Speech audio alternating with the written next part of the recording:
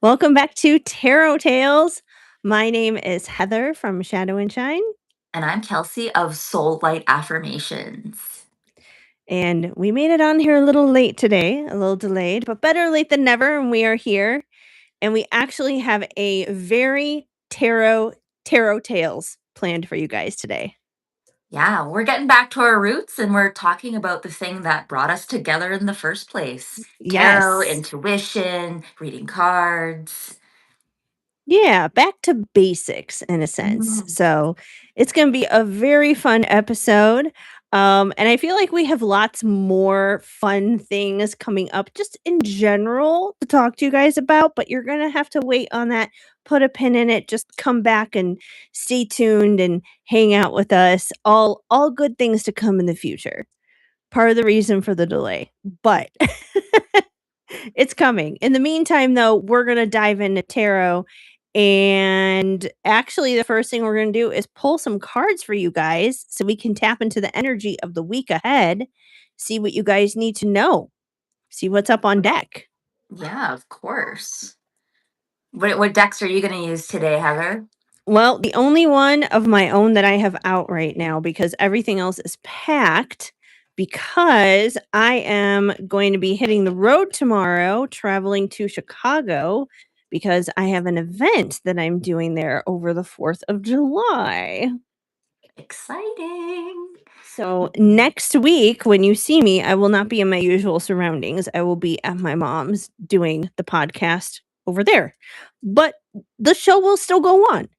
That's the beautiful thing. We're mobile. So the only deck I did not pack is Spicy Summer because it's summertime and this is a big, big deck. Monstrous, but I'll pull some cards here, give them a good shuffle. Oh, we already got one that fell out. Let's see what it is.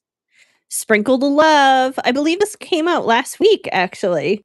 It did. It did. Yeah. Well, that's a beautiful way to start. I feel like we need that. Uh, I there's think so too. there's a lot of crazy energy happening right now in the collective, which we'll get into later, dealing with the astrology. Because buckle up, you guys. That's all I'm gonna say. Buckle up. But in the meantime, with any kind of chaos we're dealing with, whether it's collectively or just in our own personal lives, whatever the case may be, the more we can sprinkle the love, spread the kindness, spread the joy, be good to one another, it goes a long way. So we're starting off with sprinkle the love today, but we're going to get a little bit more context here from Spicy Summer. I'm like, That's a great card to pull, especially for it the is. astrology of the week. It's like, remember to show love, be love, give love as much as you can, right? Definitely, and I feel like we're getting a little bit more into the that energy that's gonna be coming in here. It says, "Tell them to go fly a kite." Oh my gosh, that's hilarious. Sprinkle the Right? love, but have boundaries. That's kind of what I'm getting. Yes. Yes, Like, it is kinda like that. I mean, I don't think it's like, "Oh, yeah, sprinkle the love," and then, "Hey, F you." It's not like it's that kind of a thing. Um, but yeah, sprinkle the love, have boundaries. I feel like this card also tells us it's going to be intense, that there's going to be the temptation to maybe kinda not be your best self towards people at times, that people might be pushing your buttons and really irritating, really annoying, and there could be that tendency to let it escalate. So try not to have the boundaries. That's okay. Let's see if there's anything else. The cards are just coming out this time really fast. Sometimes it doesn't with this deck because it is so big. Give it another good shuffle. Then I'm going to do what I usually do with this deck because it is so big. Oh, this one just popped out on top. Uh, Memorial Day, the beginning of summer. So, oh, I mean, we're past Memorial Day, but as for the summer solstice, we did just pass that. So it yes. is technically like the beginning of summer, like actual summer, not just, you know, societal summer. No, absolutely. Um, Yeah, no, that sounds like a really interesting reading. And like when we get into the astrology, I was looking at it too, and I was like, oh dang. Oh, yeah. We're And I was just like, I can't wait to see what Heather has to say about this because I find it interesting. But like you said, it's like if you can like you control your inner world, you can't control the external world. You can't control yes, the astrology, but you can control how you respond to it, how exactly. you walk through life, right? 1000%. And I feel like what we have on deck this week, we're just warming up because the 4th of July, expect fireworks. Ooh. Ooh, okay. But that'll be more in next week's episode. Okay. Let's pull maybe a card or two as Spicy Summer is just laying down here, see what we get. Flip flopping back and forth, can't decide. So there's going to be some indecision on deck. I feel like this could be a contributing factor to if there is kind of some argumentative energy where you're like, just go fly a kite. It could be because maybe you're not making a choice that you need to, and someone's not having patience with you, or it could be the other way around. You're waiting for someone else to make a choice and you're the one who's getting frustrated. So, this again kind of goes into boundaries, decide, make decisions, stand your ground, stand firm in that, but also stand firm with love for sure. Let me get one more, see if we got anything else up on deck here. Oh, and fun fact about the flip flop card, these are actually my flip flops. Those are so the hot pink color. They're so cute. Yes, they're Juicy Couture flip flops. I got them at like a TJ Maxx or something like that. That's such a good find, though. Like it, Yeah, yeah. That's such a treasure hunt in those places. it is. You can find the best stuff. So our last card of what I'm going to be pulling from, and then Kelsey is going to pull some cards, is Beach Bum, Lazy Days, Lounging Without a Care. So I feel Ooh. like if things are getting stressful with having to have boundaries and having to love people through conflict and those kinds of things, make sure you're taking time to unwind and take care of yourself. Have a reset moment. That's just another reason why we came on late today. Even after some of the chaos, me personally, I had to take a moment and reset before coming on here. Now, granted, I did not have the kind of time to just go lounge around at the beach before coming on here, but it was a beach moment in my brain for at least like 5 minutes before coming on here. So make sure you're having those moments to reset, take care of yourself, relax, try not to let this energy uh, steal your joy and Mm, take your peace away. I like that. Empowering, right? And Yeah. it's absolutely it's important to stand in love and it's important to take care of yourself, but it's also important to have boundaries and to stand in what you know is your truth. And Yeah. but I think that's easier said than done with those flip flops, right? Oh, So, absolutely. mhm. Absolutely. Yeah, but I'm glad we took a moment before we got on here and just, Yes. took a breath. Sometimes you gotta breathe through it Ah, and then get back on track because you know mhm. what? Even when we're stressed out, and fun fact, you guys, you wouldn't know this from our behind the scenes conversations, but a lot of the times when Kelsey and I are done with a show and we're regrouping afterwards and making plans for the next one, both of us can account for the fact that even if we're both having like really busy, stressful things happening behind the scenes, coming here is so therapeutic and so good for both of us. So it helps keep us accountable in our own spiritual paths by going live with you guys and doing this show.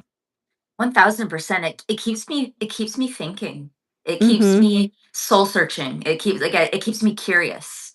So and sometimes I'm like, yeah, I'm really tired or whatever. But as soon as we get off, I'm like, we're always like, great episode. That was Yeah, fun. yeah, exactly. That was good. Glad I did that. Glad I stepped up. Exactly, right? But I agree, Heather, and I think it's important that we do share that we have those moments too. And it's, Mhm.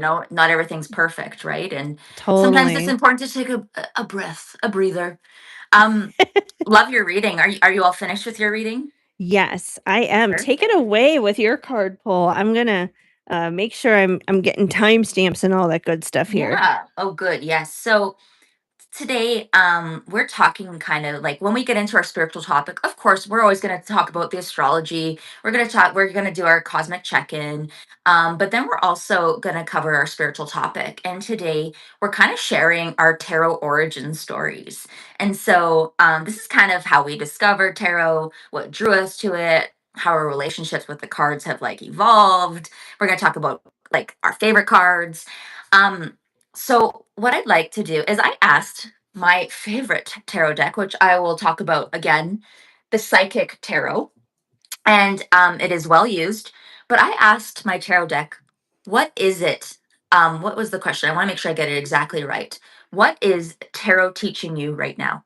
So, Mm. that's a question that you are going to ask, and it is a pick a card reading. So I have card one and card two. So if you are in the comments, let me know if you pick card one or card two. If you are listening as we're streaming, you can comment, I believe on Spotify as well, or you can message me and let me know what card you pulled. I've had people do that before too. They message me and tell me. So card one, card two, what is tarot teaching you right now? Take a moment. Okay, so card number one. So what tarot's teaching you right now? We got number seven, and we got patience and planning. And what's really standing out to me here, and every time I look at tarot, we're going to talk about reading tarot. And when I look at tarot, I look at what stands out to me. And in this card here, I'll visual like if you can't see it, but there are four seasons represented here in this card. What I'm understanding here is it's almost as if to say that things don't happen overnight. That's what tarot is trying to teach you in this moment. So, whether you're trying to learn more about tarot, whether you are working on a project and have nothing to do with tarot and you're just listening to this podcast because you're interested, this is about planting seeds for the future, right? And it's interesting that Heather pulled the card sprinkle love, right? Because what do you do to those seeds that you plant?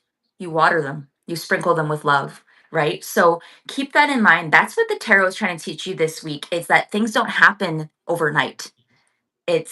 It takes practice, it takes time. And if you're learning to read tarot, it takes practice, Mhm. daily drawing Mhm. of cards, right? We're going to talk more about how we got into it as well, and like the techniques we used, but lots of fun. So that's card number one. It's about patience and planning, and that you don't have to be perfect in order to, create something beautiful. And sometimes you have to have patience in order for things to take root. Okay, that is what tarot's trying to teach you right now. Card number one. Card number two.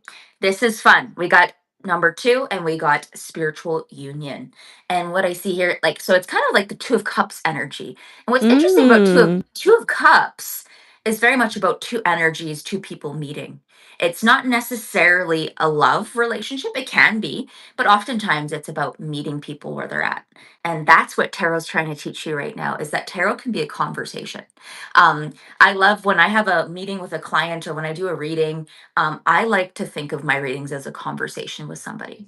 It's digging deeper and being open and being vulnerable in those moments, right? And um I think in a lot of ways, like this card is saying, be open to the collaborations in your life, but also keep your heart open, and know that you don't have to be perfect in every regard when it comes to reading cards, or even just in your relationships in general. It's about um it's about reciprocity. It's about what you bring to the relationship, and it's about how you are treated in the relationship as well. And it's also sometimes just sitting down and enjoying each other's energy. Okay. So that's what tarot's trying to teach you right now, that relationships don't have to be perfect, but it's about a balance of energy. All right. Okay. So which card did you pick? I picked card number 2. Number two. Okay. Yes. So, the Interesting. spiritual union. So, I don't know, we'll Spiritually. see. I feel Yeah. like Well, I've lived in the energy of card number 1 with a lot of different things in my life for a very long time. I'm like, "Oh, yeah, patience, been there, done that." Even today, I've been practicing some patience for sure. um, Oh, absolutely. Yeah, but absolutely. It's yeah, it's interesting. the But one I that feel like stood out yeah, though was number 2, the like that 2 of cups energy. So, yeah. yeah. Two of Cups energy, and like it's like I said, it kind of takes two to tango with, especially if we're talking in the lines of like not just tarot readings. So if you and I were to sit down with a client, they need to be open. They need to be Right. willing to have conversations, right? That's it seems relationships work the same way. It's like there needs to be this Totally. openness, a vulnerability in order for there to be any kind of movement forward, right? There needs to And be those can be honesty, some of the discussion. those can be some of the hardest readings to do are the ones where someone sits down and they are so closed off. And it just makes me wonder, like, why are we even here right now?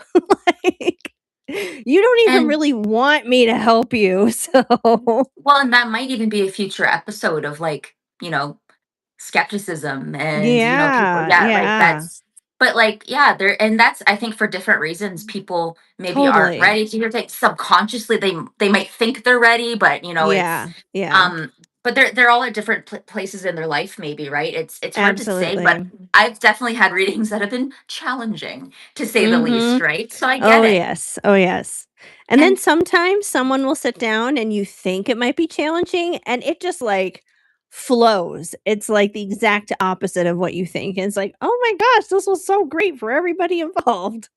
but it's an exchange of energy, Yeah. 1000%, and that's what It that really Two of is. Cups is. It's that Mhm. it's like it's symbiotic, like, in order for it to be this beautiful harmony, right? Like, in order Yes. for that, and Yes. I'm really seeing, like I said, whatever sticks out to me is what I pay attention to, but there's this cup, this chalice between them, and Mhm. it has an infinity symbol on it. So it's like that Yeah. exchange that goes on forever and ever, right? Like, Yeah. very Infinity, like the number 8. Like 8 sideways. in numerology. Yeah. Yeah. I Yeah. love And that. I'll pull one card for the energy of the week ahead. So, Yeah, and, let's see. That wild, and wild west energy. okay, so one more time. I had like three or four cards pop out, so It's just a one lot for of these two. energy, that's why. Oh, yeah, it is very much a lot of energy. Yeah, literally on the nose. We got the seventh chakra card, and it is Archangel Uriel. And I see we have a comment. Hi, what are you guys talking about? We're doing tarot readings. We're doing energy a week we're doing energy readings for the week ahead. But this is our podcast, Tarot Tales. We're going to be Yeah. talking about tarot today, so stick around. We are Um, doing a little bit of an astrology forecast too, so we'll be yeah, getting into that next. but sorry to interrupt myself there, but we had a It seventh happens. chakra, Archangel Uriel. So there's a lot of information coming in this week. I feel like your discernment about what is right for you, what makes sense to you, is going to be very important here. And no one can tell you, like, you can't outsource your discernment. You can't like rely on someone else to decide what is the right information for you. So I feel like there's a, like I said, that like four or five cards came out, and it's like this flood of information coming in. So that's a sign to me that to slow down, come back to center, and to really, really sit with your thoughts, sit with like what comes in, and don't overthink it, but also know that everything that flows in doesn't necessarily mean you need to act on it, or it doesn't mean it's true, or if information's coming in, like I said, it's time to use your discernment with that and not take things at face value, if that makes sense, because I feel like there's going to be a lot of stuff coming up this next week, and it's about listening to your intuition as well. So what was I going to say? It also might be a time of like heightened intuition as well. You might be receiving more downloads. You might be receiving a lot of energy in a lot of ways, like your intuition, like I said, might be deepening. But the affirmation for this is: my seventh chakra is open to a perfect, healthy state. Love and inspiration from spirit and my own intuition flow fully to me now. So, like I said, it's time to make sure that you listen to what you need in the moment. And there's lots of information, lots of weird astrological stuff going on this next week, but always come back to center and always listen to what you feel is right for you this week. And I'm just going to pull one more card. We'll finish off. We'll be done here in a second. Yeah. And we have door to personal healing and happiness. So Aw. that's beautiful. So knowing in your heart what's important to you, despite what's going on, the noise that can come in through that crown chakra, it's important that you filter it out, right? And that takes time, but doing that, we have, and then right below it, we have blossoming abundance. So we have door to personal healing and happiness. It's like, it's almost as if like something's being presented to you and like you get to choose what you do with the information. You get to choose what you do with the transits. You get to choose, are you going to sprinkle love? Are you going to tell someone to go fly a kite? It's like, what are you going to do? Right. So it's time to, but by coming back to center and knowing what's true for you, you're going to step through that door of personal healing and happiness, regardless of what's going on in the cosmos. I love that. I love that. Mhm. That's such a good ending for that. Beautiful. Beautiful. Well, I'm excited Yeah. to get into astrology. Oh yeah. Oh yeah. Let me get that timestamp down there for it cuz buckle up, it's going to be a doozy. Before I dive into the astrology for the upcoming week, I know we didn't really check in with the chat yet. So, I don't know if the previous people who commented in there earlier are still there or not, but hello to all of you. We have Rupesh Rupesh, I guess that's what it is. 8617, PETA, Claire, Sarah, welcome, welcome, all of you guys. It's great to have you here. So, anyways, yeah, let's get into our astrology this week. Let me scroll up here. We're going to be starting off with June 27th. All right. So June 27th, we have Mars in Taurus, and it will be sextile Jupiter in Cancer. Mars in Taurus gives us steady action, patience, and determination to build something that lasts. Jupiter in Cancer expands emotional security, home, family, and intuition, as well as nourishment. With this sextile, these two are working together beautifully, encouraging us to take grounded steps towards something that makes us feel safer, supported, and more rooted. This is not a chaotic energy, which we need that. um, it is not a hostile energy. This is a one solid step at a time, and those steps actually matter kind of energy. It's great for tending to home, protecting what we love, investing in comfort, building financial or emotional stability, and trusting that slow progress is still progress, which very much so reminds me of that group one, the patience energy. Patience and Yeah. planning, that Seven of Pentacles kind of energy. Yes. Yeah, for Mhm. sure. So that I would say that is probably one of our more easier transits. It's like a crescendo. It's going to accelerate as we go along. So that's our starting point. Then June 28th, Mars ingresses into Gemini. And that's going to be quite a big energy shift because literally the day before, Mars is still in Taurus as it's sextile that Jupiter in Cancer. So literally the next day, it hops right over into Gemini. So the energy is going to completely shift in a lot of ways.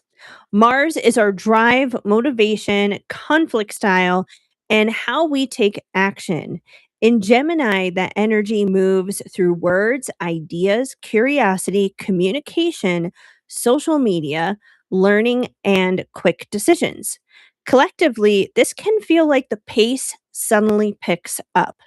It means more conversations, more multitasking, more opinions flying around. and the desire to try a little bit of everything, the gift of mental momentum. This is great for brainstorming, writing, pitching ideas, speaking up, networking, planning, teaching, content creation, and getting unstuck through conversation. The caution is scattered energy. Mars and Gemini can start five things at once, argue just to argue, and overthink at every possible path. That reminds me of this card I just pulled. Like that, the Mhm. clustered, like it's kind of like you want to do a million things at once. Yeah. It's like get focused, come back to center. What's important? Because Yeah. lots of beautiful ideas. That's interesting. I love It's when it that works out. Yeah, it's that flighty air sign kinda energy. It's not very rooted, it's not very grounded. Um, yeah, argue just to argue. That does remind me of a certain Gemini. I know, but, uh, but yeah, so Mars, it's that planet of action. That's how we're taking action basically, you guys. So, it's definitely gonna pick up a lot more momentum. Also, Gemini is a very talkative sign, so I wouldn't be surprised if like the beans are spilled in a lot of different areas of life. So it's like if anyone's been holding on to secrets, that's not going to be happening anymore. Everything's getting exposed with that kind of energy. Oh. So hold on tight. All right. June 29th, speaking of communication, we're going to start talking a little bit about that planet of communication that we all love to blame for everything when it does this, and it does it like 3 times a year. June 29th, June 29th, Mercury officially goes retrograde in Cancer. So we've been living in that pre-energy for a little while now, for maybe the past week or so. But now we're officially going to go retrograde on the 29th. Mercury retrograde begins in Cancer, and it will bring a review process into our emotional world. Mercury rules communication, thoughts, decisions, technology, travel, and the way we process information. In Cancer, Mercury becomes more intuitive, nostalgic, sensitive, and emotionally reflective. So, when it stations retrograde here, the collective may be revisiting old feelings, family conversations, home matters, memories, inner child themes, or emotional patterns that never fully got processed. This is not just text from the past energy, though. Let's be honest. Cancer loves a memory lane moment. It's the moment, it's more like the universe is asking, are you reacting from the present or from an emotional wound? The gift of this retrograde is emotional clarity. It can help us repair conversations, soften defensiveness, reconnect with our intuition, and understand what we actually need to feel. The caution is mood based communication.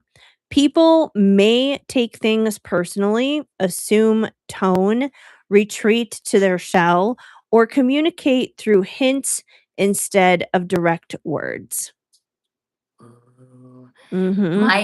My Mercury is in Cancer, so I'm like it's This should be I interesting how it impacts you then. I'm curious. Like, I guess we're gonna talk more about that too. Like, I feel like in a future episode about retrogrades and like, so I'm I'm Yeah. I'm I'm excited for that episode just to talk about it and Is it like, retrograde natally for you or just I don't normal? believe so. I would have to double check. Okay. But yes, something because yes, you can be born with retrograde planets, and Yeah, it's and and that's that's not a bad thing, so, no. don't get freaked out if you have a Mercury retrograde in your own birth chart. It's honestly, like, any placement has both positives and negatives. It's all about perspective. It's all about how you internalize the energy. Something that could be, I guess you could say, intended for harm, you can turn it around into your biggest superpower in a sense. So, there are no bad placements, just bad interpretations. Well, and there's so much that goes into a birth chart, right? It's like it's so complex. It's It is, it absolutely so is. one retrograde, like one, like it's like okay, like look at the big picture, right? But when we talk about retrogrades, maybe I'll take a look at my chart and really zoom in on Yeah. that, and just we can chat about it further. But yeah, food for thought, right? It's interesting. It is interesting. So, with that Mercury going retrograde, since it is going to be in Cancer, um, there's some retrogrades where I would say this is more likely to happen in than others, but this is definitely one of those where it could be like expect the text from the X kind of category. So Ooh, it like the could happen, pining, you the pining guys. for it. Yeah, Yeah. it could happen. Um, but kind of like at the same time, it may not be best to, like, dive into the situation with that ex. If anything, kind of examine, "Why is this coming up?" I would say do more internal work if something like that happens, and especially if there is any unresolved trauma, if there is wounding that's still there, it could actually be an opportunity for healing rather than rekindling. Absolutely. Yeah, absolutely. It's that's such an interesting, like when you when it affects like when you think about I lost my train of thought. Give me a second here. It's that That's super astrology interesting. energy. But yeah, it's like any hoozles. Ooh, get it together, Kelsey. It's all Yeah, good. but that's the retrograde in my chart. That's it's um, Right. but it is interesting how Mercury retrogrades affect like in each sign. It's just it's dependent, right? And this one, Yeah, you feel it's yeah, more, it's kind of more of that emotional, yeah, that like looking through things with rose colored glasses, maybe the past, right. like maybe being moody in your communication, like Mhm. yeah, Yep. but also being passionate. I could see that too as well. Yeah. There's a passion in that communication. Yeah, and there's definitely a healing energy there as well, because anything that's deeply emotional can be deeply healing at the same time. And regardless of what sign it's happening in, Cancer or anything else, this is just your reminder PSA not to be afraid of Mercury retrograde. Do not buy the uh, pop astrology hype of how it's going to ruin your life because it's not. And Mercury retrograde is important. It can actually be very helpful. It's a good time sometimes to review and to go back and kind of like reflect on things, maybe tweak some things from the past that were kind of missed and skipped over. So sometimes it's a good thing. It's a good time to review things. We need that at times. So don't be afraid of that energy. Oh, exactly right. It's like any transit can be neutral. Any like Yes.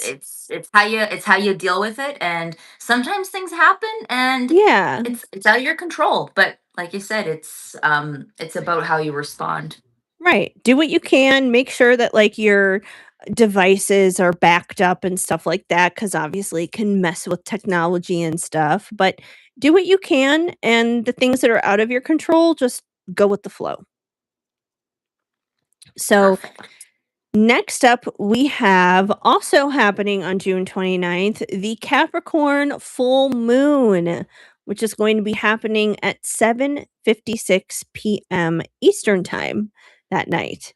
The Capricorn full moon brings a collective spotlight to responsibility, maturity, goals, boundaries, and long term stability.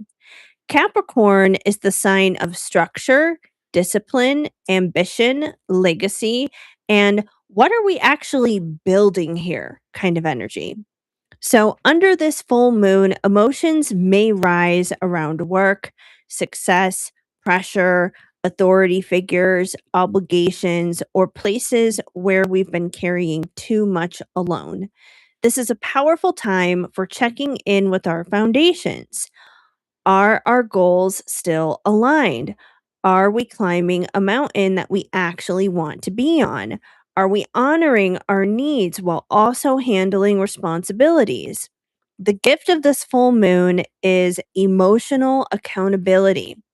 It can help us release unrealistic expectations, outdated definitions of success, and the belief that we have to prove our worth through constant productivity. Ooh, Mhm. interesting. Okay. Yes, Yeah. indeed. So, yeah, I would also say when we have this full moon, if you can remember back to when we had the new moon in Capricorn, which had to have been sometime earlier this year, sometime in I'll, January. I'll look it up. Kelsey's looking up the Mm, date for us. I When remember it that one. when it Yeah. was Capricorn season, so, wintertime vibes you guys here.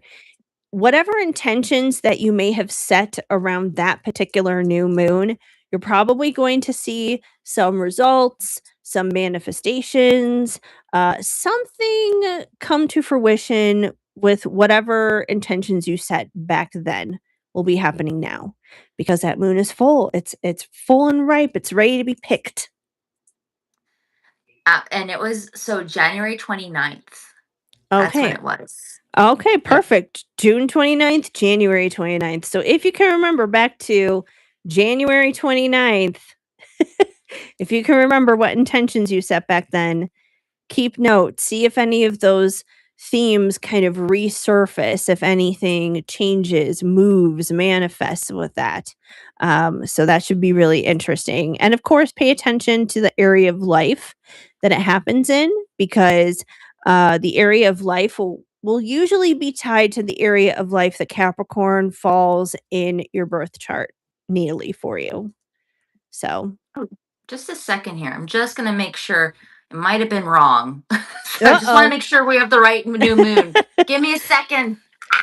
We don't wanna give any, false information here, Exactly. so We're gonna fix this. It's my we're fault. I take see, accountability. Mercury retrograde is already doing its thing. Yeah, see? Okay, new moon in Capricorn, We are in that January pre-phase. January 18th. January Okay. 18th. Okay. So my I was bad. about to say, I'm like, January 29th, that sounds more like Aquarius season than, That's what I was thinking. I was like, that doesn't make any sense. But it was yeah, 2020. Like it was there was some I Googled something wrong. So that was it's my all bad. I good. used the Google wrong. But January 18th. But it's interesting because I set intentions like if I'm using Placidus like astrology like the Placidus system, Yeah. my seventh and eighth house are ruled by Capricorn. So I set some intentions around it surrounding my marriage and all of that, right? So Yeah, it's going to be yeah, interesting to see what came forward, right? for I'd have to take a sure. look at what I set. So where's Capricorn in your chart? For me, using Placidus, it's the 2nd and 3rd house. So, Okay. yeah. So, money. Money, We'll see money, what money. happens. Money. I like Um, money. yeah, me too. I like it when it enters my bank account. I don't like it when it leaves my bank account. I miss it when it does that. You got to spend it to Uh, make it. yeah, no, that is true. That is true. I'm very good at the spending part. I shouldn't always do it, but I'm good at it. So, Well, I think a lot of us are. yeah, I think a we lot are. of us are. Mhm. All right. So, another one on June 29th. That's 3 different things happening on June 29th. So, be on the lookout for June 29th. Jupiter is going to be ingressing into Leo that day. So that is going to bring the collective an expansion of confidence, creativity, visibility, joy, romance, and self expression. Jupiter is growth, wisdom, opportunity, faith, and abundance. Leo is the performer, the heart, the inner child, the artist, the leader, the part of us that wants to shine. So, when Jupiter enters Leo, the collective may feel called to take up more space, be bolder with our gifts, pursue passion projects, celebrate life more fully, And remember that joy is not frivolous, it is fuel. This is big main character energy, but in the healthiest form. It's not about ego, it's about courage. It asks, where have you been dimming your light? Where are you ready to be seen? The gift is creative expansion, renewed confidence, romance, play, performance, leadership, and heart led opportunities. The caution is overdoing it. Dramatic reactions, pride, attention seeking, overspending, but only for the aesthetic, or needing applause before trusting your own magic. But overall, when Jupiter is hanging out in Leo, it is screaming, go big or go home energy. As a Leo, I approve this message. You heard it here first, folks. Kelsey That's approves. That's awesome. all that matters. Yeah, yeah. As a my Leo sun is basking in this. So Yeah, it sounds like fun energy. It sounds like it's about like this kind of like being in the spotlight and being it courageous and is. It not is. dimming that authenticity, right? Exactly, exactly. So, and it's funny too because when I was going through the astrology and I saw that transit, and especially knowing all of like your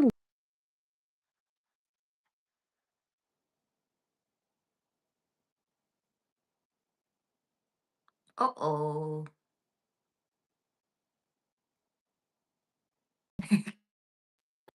do you see me? I Sorry. got scared. I was like, what do I do? Take it away, Kelsey. Oh my god. I don't know how this happens either because this is the second time this has happened. Whenever we are live, I put my phone on airplane mode. Phone calls should not be getting through. And the person that I was talking about earlier who I was told to call was calling me back. So Sorry, tarot tales time. I know I'm like, "Oh god." That's Like it's funny. not happening right now. So, oh, I'm putting this one on Mercury retrograde. Because this is like a communication phone take. Okay, get out of here. I'm seeing like the notification for it now. Um, this is like the phone tag communication hiccups, obviously interrupting the podcast, technological hiccups. It's all in that vein right I now. I'm I like, I I, oh. I think that's a good like you can blame it on Mercury retrograde. Right. It's We're the astrology is happening right now. I don't even need to talk about it. It's just it's on display in action doing its own thing. Um what I was trying to say before that interruption is when I was going through this transit in particular with the Jupiter heading into Leo energy, it made me think of you, Kelsey, with all of your Leo energy, your Leo placements. And how if you guys missed last week's episode, we were doing our summer solstice episode and we did some rituals and affirmations with you guys. And with one of the exercises, we were writing down um like basically what it is that we want to manifest this summer, what it is that we want, but in like present tense terms, like, I have, I am, not, I want, I need kind of thing. And one of the things that Kelsey wrote was how she wants to be more visible, stepping into that visibility, stepping into that spotlight. And it really made me think of you with that because I was like, oh, this is like the universe's invitation to Kelsey, like, "Here you go. Here's your spotlight." well, literally, it is like here it is. I have it right here, and my affirmation is: I am visible and safe to be me. I am visible and Yes. safe to be me, and I'm becoming more visible in many ways. And we'll be talking about Yes. that in future episodes. But For sure. it's happening. It's- Yes. Totally. but I think as somebody who like we've talked about Chiron too, right? And like it's and like where it is, and like it's so interesting, the Chiron in Leo, and but also my son's in Leo, and Mhm. but I think it just, yeah, it's interesting how the astrology affects everyone differently, but and at different points in your life for a different reason, right? Totally. I love it. Astrology is so But cool. yeah, this Jupiter energy in Leo, it is pretty exciting. So I would say if you want to capitalize on this energy for yourself personally, do the thing. Do the thing. Like, if you want to start some kind of creative project, you want to make an oracle deck, you want to write a song, you want to paint a painting, whatever it is, whatever the creative project is. Maybe you want to be a content creator. Start creating content. Do it. Maybe you want to start your own podcast. Do it. Do the thing. Um, you wanna, like, audition to be on a TV show or something? Do it. Step up in the spotlight. Reach out to a network or something. Um, but yeah, like, do the thing. Don't be afraid of people judging you. People who judge like that, they only do that because they're not doing it themselves. So they Oh, would rather exactly. criticize those who do.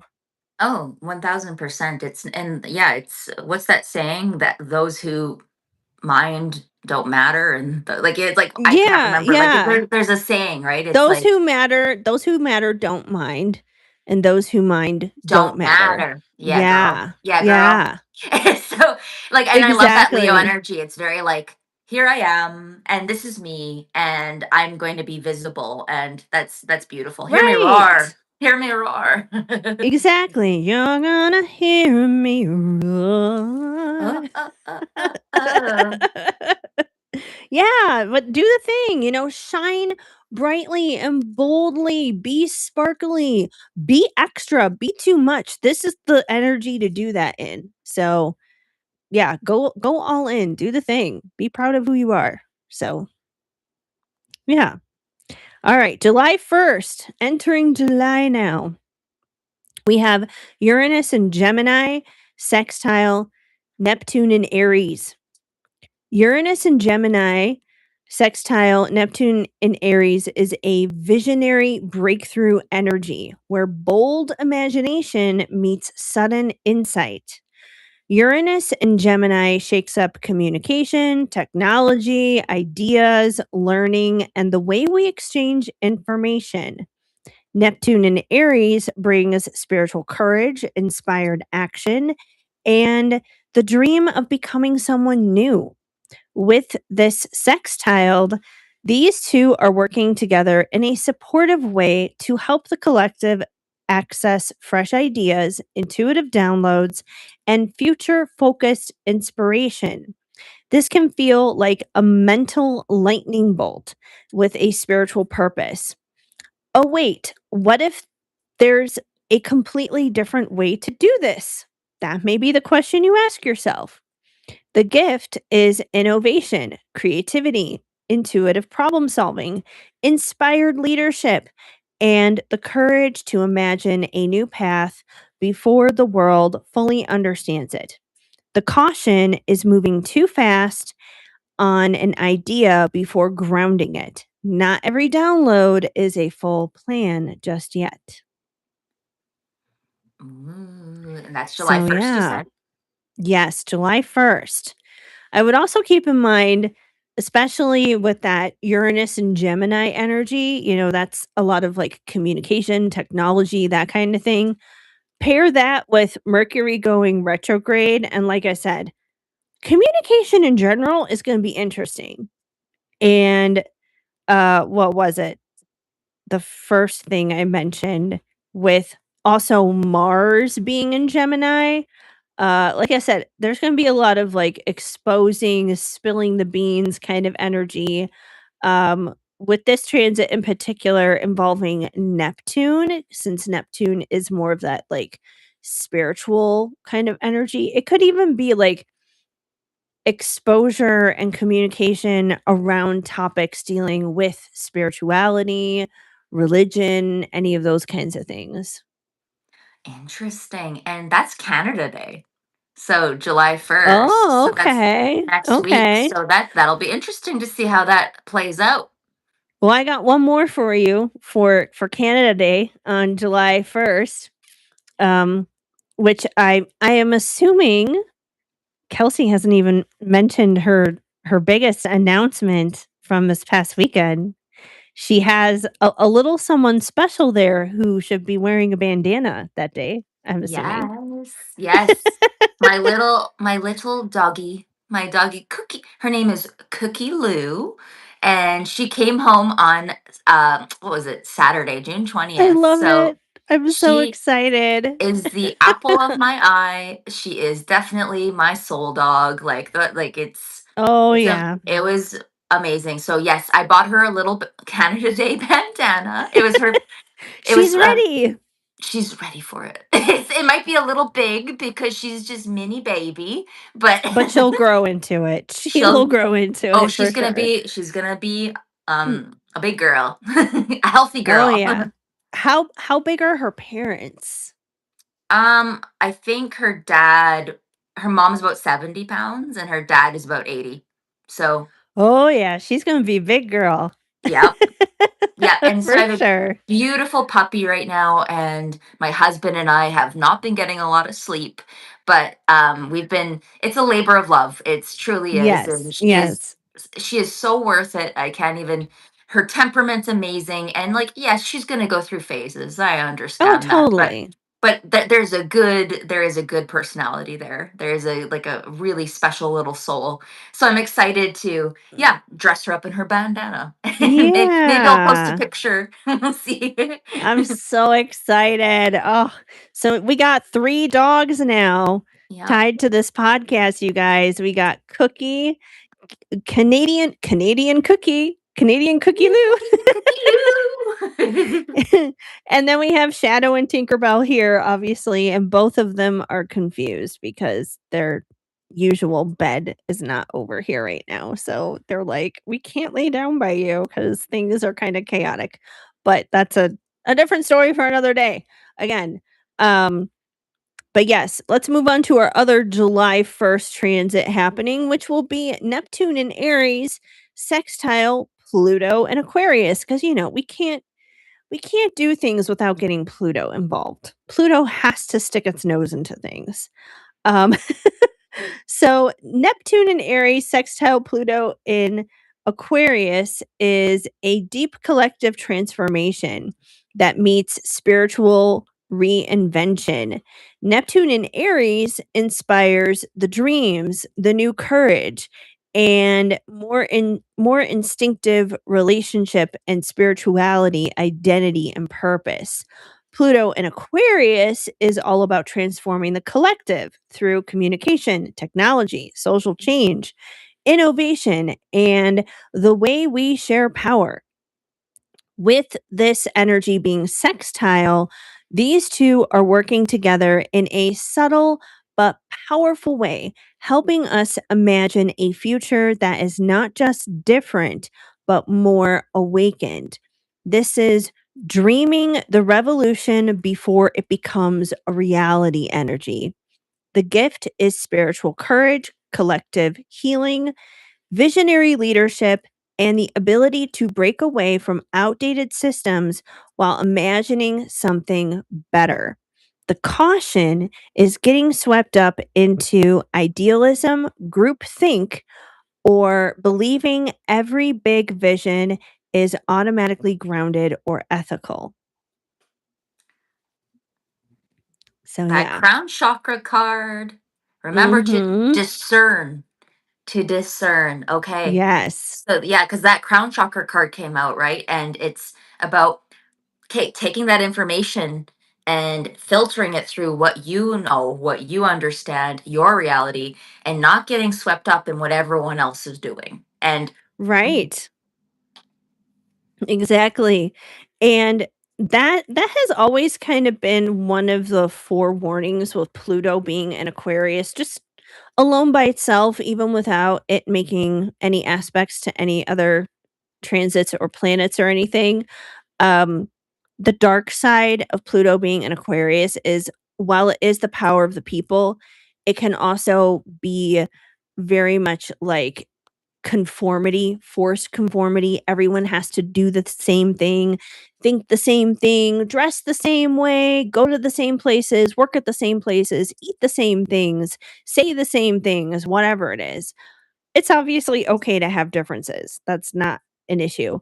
Um, but the beautiful thing about this transit in particular is, yeah, there is this opportunity. It's almost kind of like brainstorming before action happens in terms of change. Yeah, okay. No, that's super interesting. Oh, Mhm. wow. Um, Yeah, so lots of big stuff happening there for Canada. oh, Canada. Right? Literally, oh. Oh. Oh, wow. Well, we got lots of interesting things going on down here too. We have a beautiful, stunning reflecting pool in Washington DC right now. So I've heard. So I've heard. Yes. Thanks to box cutters and things like that, but that's a different story. It's always Another something. day, perhaps. Yeah. I know. It's always something. God bless the USA. That's for sure. Um, All right. So moving on to July 3rd. We have two things happening on July 3rd, and that is where we're going to wrap up with our astrology this week because July 4th, like I said, it's charging in with fireworks of its own. All right. So first on July 3rd, we have Mars in Gemini conjunct Uranus in Gemini. So that's a Gemini energy happening here. This is electric, impulsive, breakthrough energy. Mars is action, drive, motivation, conflict. Uranus is disruption, liberation, surprises, rebellion, and the sudden change. In Gemini, this all comes through the mind, communication, technology, ideas, conversations, social media, travel, and the nervous system. Collectively, this can feel like mental lightning, sudden ideas, unexpected news. Like I said, people are going to be spilling the beans. Bold conversations, fast decisions, or a strong urge to break out of old patterns. People may feel more restless, outspoken, rebellious, or ready to say the thing that has been held back. Like I said, the tea, it's spilling hot. This time it's not lukewarm this time. It is actually it is spicy Piping hot. hot. Yes. It is spicy hot coming out. So like I said, secrets, things being exposed, small levels, big levels. You could see this happening in like your everyday life, like in your work life, in your personal life. Maybe something is going to come out about a friend. We could see this on like the world stage too, information dealing with maybe people in the entertainment industry or political figures, all that kind of stuff. Anything is up as a possibility. So I would say expect the unexpected in many ways. Um, but this is a great time for trying a new approach. Speaking honestly, brainstorming, experimenting, and freeing yourself from stale thinking. The caution is impulsiveness. Words can fly too fast, arguments can spark quickly, and nervous energy may feel a little extra. Okay. So, yeah. Good to So, like I know. said, we're warming up to the 4th here. I'm Get keeping my ready. eye out on the third as well. Like I'm I interested to know. see. It is going to be interesting for And we'll be sure. meeting next week on Wednesday so we can find out what's happening. Yes. So, come back you guys if you want to know the astrology forecast for the 4th of July cuz it's gonna be interesting, that's for sure. All right. So finally, the last thing we have happening also on July 3rd is Uranus and Gemini trine Pluto in Aquarius. This is a major collective breakthrough energy, especially around ideas, technology, communication, community, and the future as a whole. Uranus in Gemini shakes up how we think, how we speak, how we learn, connect, and share information. Pluto in Aquarius is transforming society, technology, networks, power structures, and collective movements. With the trine, these energies flow together more naturally, helping the collective upgrade outdated systems and imagine smarter, freer ways of living. This can bring the future timeline unlocked type of energy, innovation, revolutionary ideas, new technology, new conversations, and sudden shifts in how people organize, communicate, and create change. The gift is progress, reinvention, and mental liberation. This is powerful for breaking old thought patterns, finding your people, embracing new tools, and understanding that change doesn't always have to destroy everything. Sometimes it opens the door. The caution is becoming too detached, too mentally overstimulated, or assuming that new automatically means better. Mm, interesting. Yeah, like it's true. Mhm. It's like sometimes like the grass is always greener on the other side until you get there. Right? It's like Yeah, you never know. yeah. You never know. I mean, I agree. Things do need to change, especially on that collective societal level. Systems do need an overhaul, but we got to make sure that they're being overhauled in a way that is healthy and good for all of us. For example, and I'm definitely not an anti AI person, but we got to make sure that we're not letting like AI take over everything. We don't need AI to like create movies and TV shows and make music and art and all these other things. Humans should be creating. We are creators. We should do those things. AI, find a way to have it like, vacuum my house or something. It's like do There's the some menial. things that humans Yeah. should just that like like it needs to be a human. Like I agree. Right. I think like ethically and like just even from like keeping us creative. Like, Yeah. I could see I'm really glad that I didn't grow up with AI.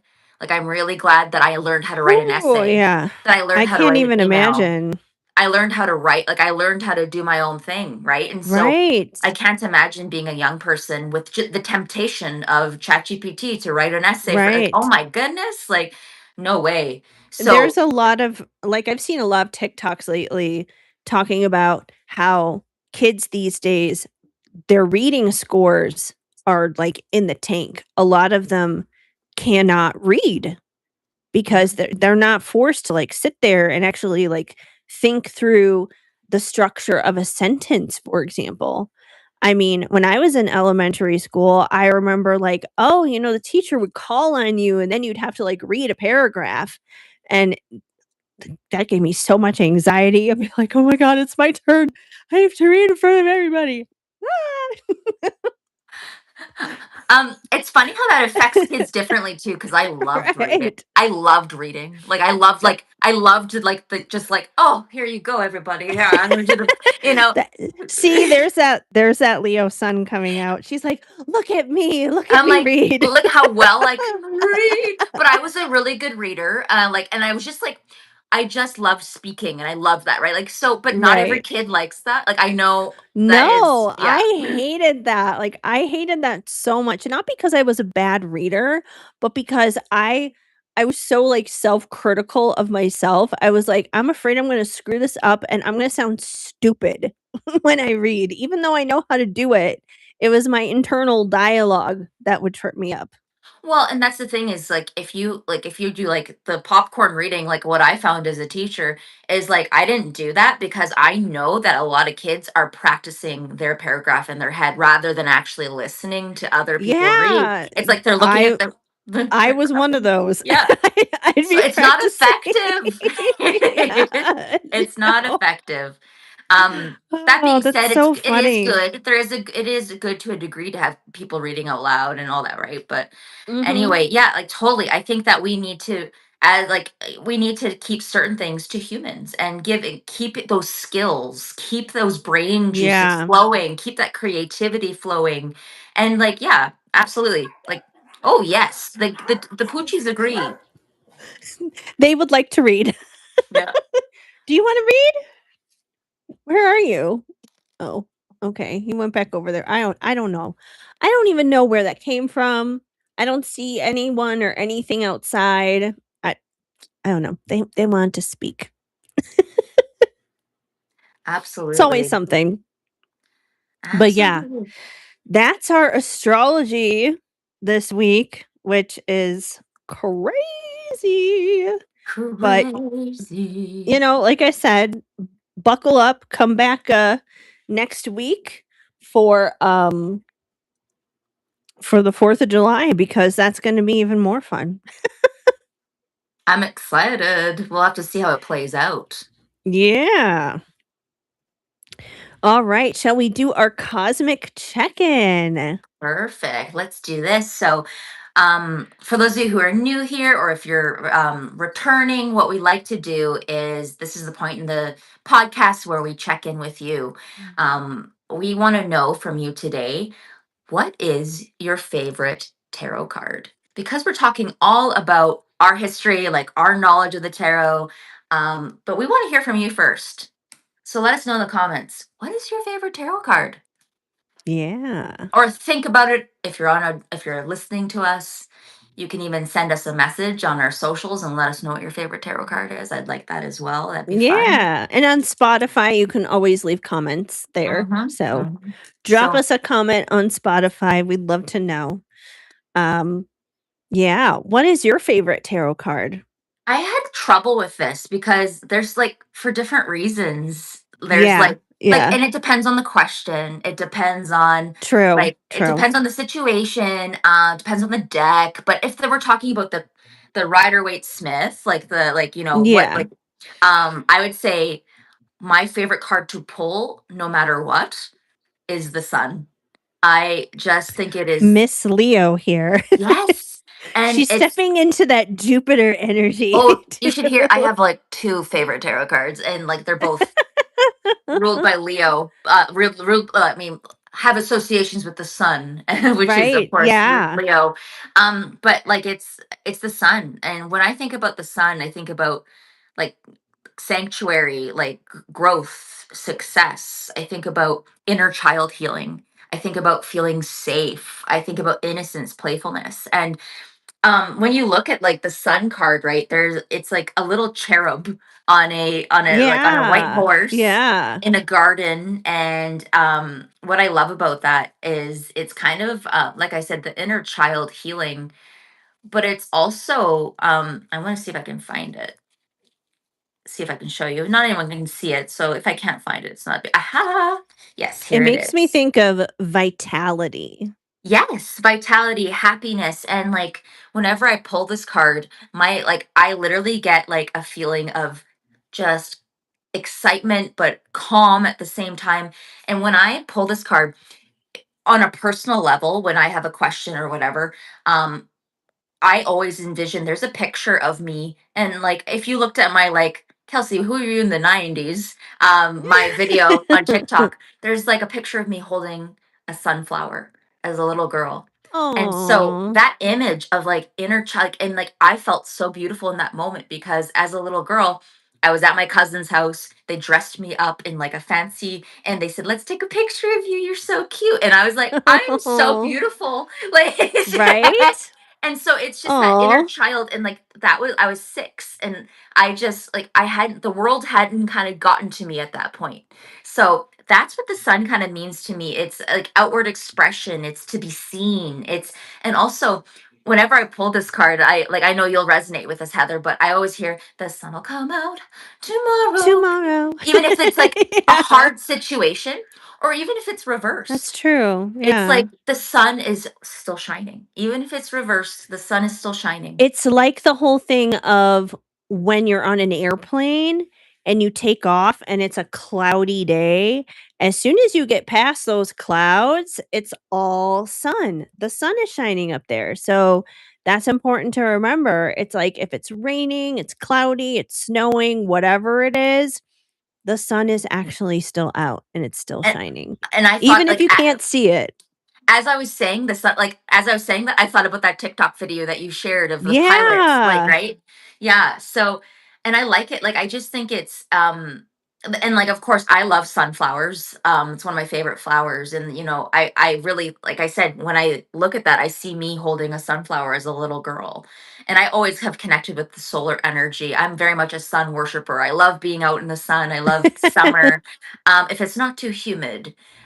But yeah, that's Oh, my, yeah. I'd say no matter what, that's my favorite tarot card to kind of pull, like in a situation, like even if you're having trouble with something, it's like, it's kind of a reminder, like, hey, the sun's still shining. Like, it's, Yeah. there's still some beautiful things to be had. And, if it's something positive, it's like even more reinforcement of like the green light, go ahead, right? But I'd say that one, and then I have others for different reasons. And like even when you think about visually the card that you like, when you think about like certain situations, but I feel like this objectively to me is my favorite, like to pull. I love that. Yeah, what about you, Heather? Yeah, my favorite tarot card, I would have to say, is the 10 of Cups. Mm, So, I love that card so much. There's literally nothing bad about it. It's just happily ever after. It's happily ever after energy. And when I was thinking about, that 10 energy, because 10 in the tarot represents kind of like the completion, the fulfillment in something in a lot of ways. And you have the 10 of Pentacles and you also have the 10 of Cups. And the 10 of Pentacles can also be very good. It can be financial fulfillment, it can be completion in terms of that being very financially stable and secure. And I love that energy too. But the reason why I went with the cups over the pentacles is the cups is emotions. It's emotional fulfillment. And the thing is, you can have a 10 of pentacles life and still be totally miserable. And I would rather have no pentacles, but be emotionally satisfied and fulfilled and have connections in my life that have meaning to it with that 10 of cups energy if I had to choose between the two. Ideally, let's merge them both. Let's have money and good emotional well-being. Those things can go hand in hand too, but I would say 10 of cups goes over 10 of pentacles for sure. And then even if you look at the card itself, you have these people who are celebrating and are yes, right there, the togetherness there. They're happy and they're celebrating and they're underneath that rainbow. And when I see the rainbow, it also reminds me of like God's promises. mhm. God keeping his word, basically. Um, so that's something that I think of with the 10 of cups, just beautiful energy. I'm always excited when that card comes through. I'm like, okay, that means something good is here. I love that. And I was asked a question years ago, what tarot card would you like to live in? And I Oh, this is the one I'd like to live in. So, yeah, they look so happy. right? I'm like, there's me and my husband and our future babies.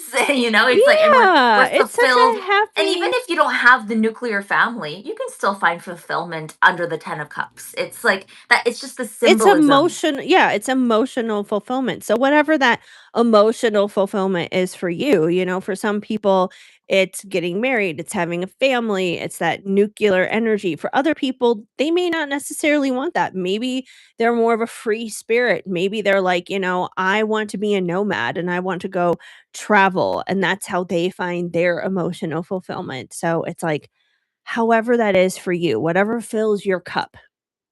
I love it. Yeah. I'm glad Mhm. because like that's my favorite tarot card if I wanted to live in it. Like it's like, like, Totally. yeah. I love that energy. Mhm, So, mhm. yeah. All right.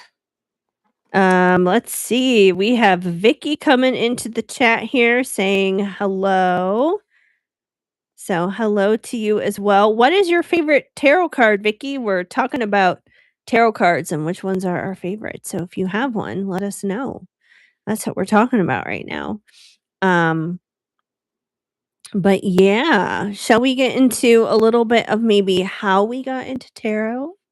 I think so. It's a good time to do that. Yeah. All right. So, how did you get into tarot, Kelsey? It like I guess I was always like super interested in psychics and intuitives and like getting readings. I remember getting my first I got my first reading and I was like a little bit older. Like how old was I? I was probably 19 or 20. But I had been always been interested in it and I remember she blew my mind. It was an absolutely amazing reading. And but before I even like got into that and knew about tarot, I always have like known that I was highly intuitive. I had feelings about situations, decisions.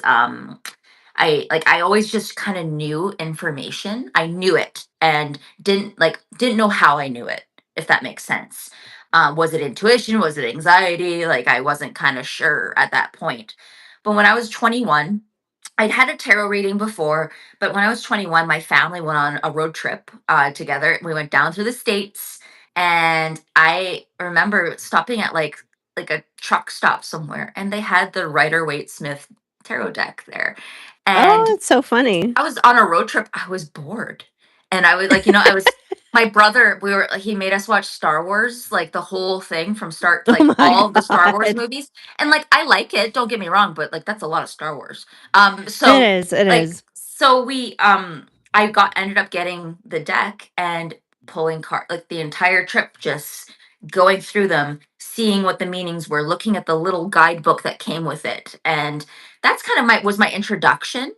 Um and I remember like going home and buying like an astrology book, buying like a bunch of stuff, getting super into it. And then I actually ended up kind of getting into a relationship that was toxic. We've talked about that kind of like those connections that you have. And I was kind of distracted. That toilet seat love. That toilet seat.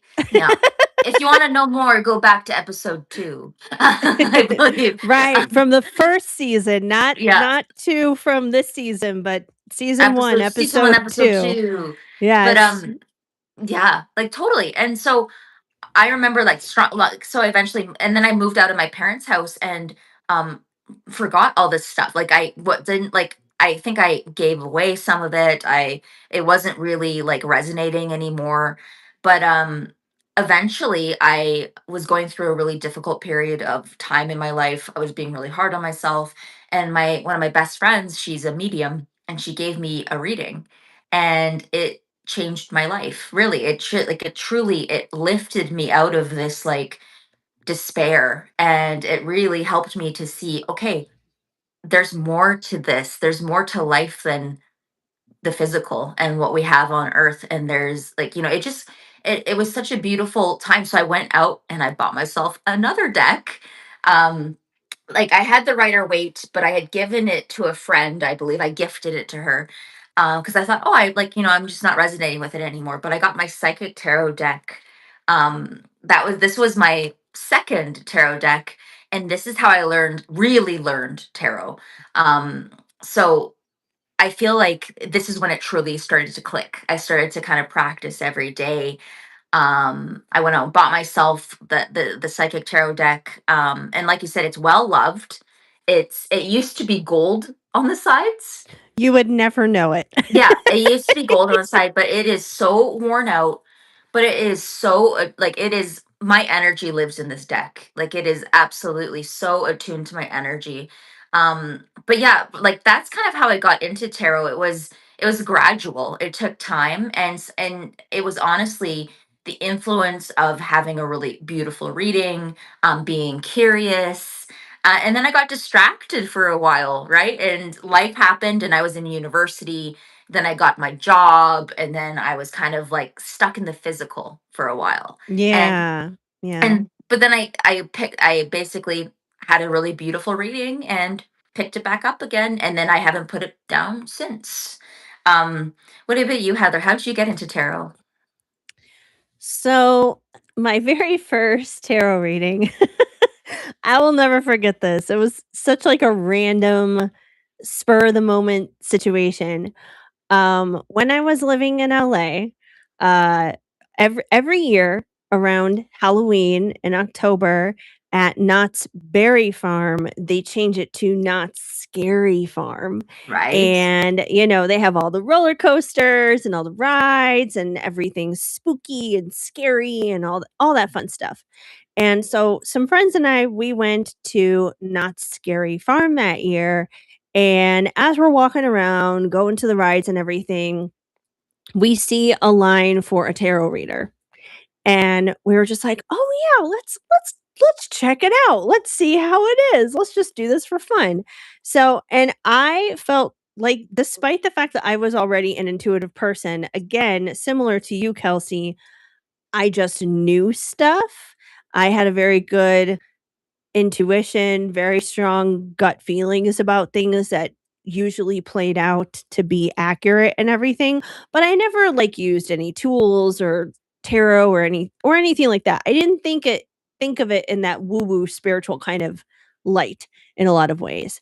And anyways, so because I hadn't use any tools or anything, part of me while we were standing in line was kinda skeptical. I was like, "I wanna see how off base this is." Like, there was a part of me that wanted to challenge it. You saucy girl.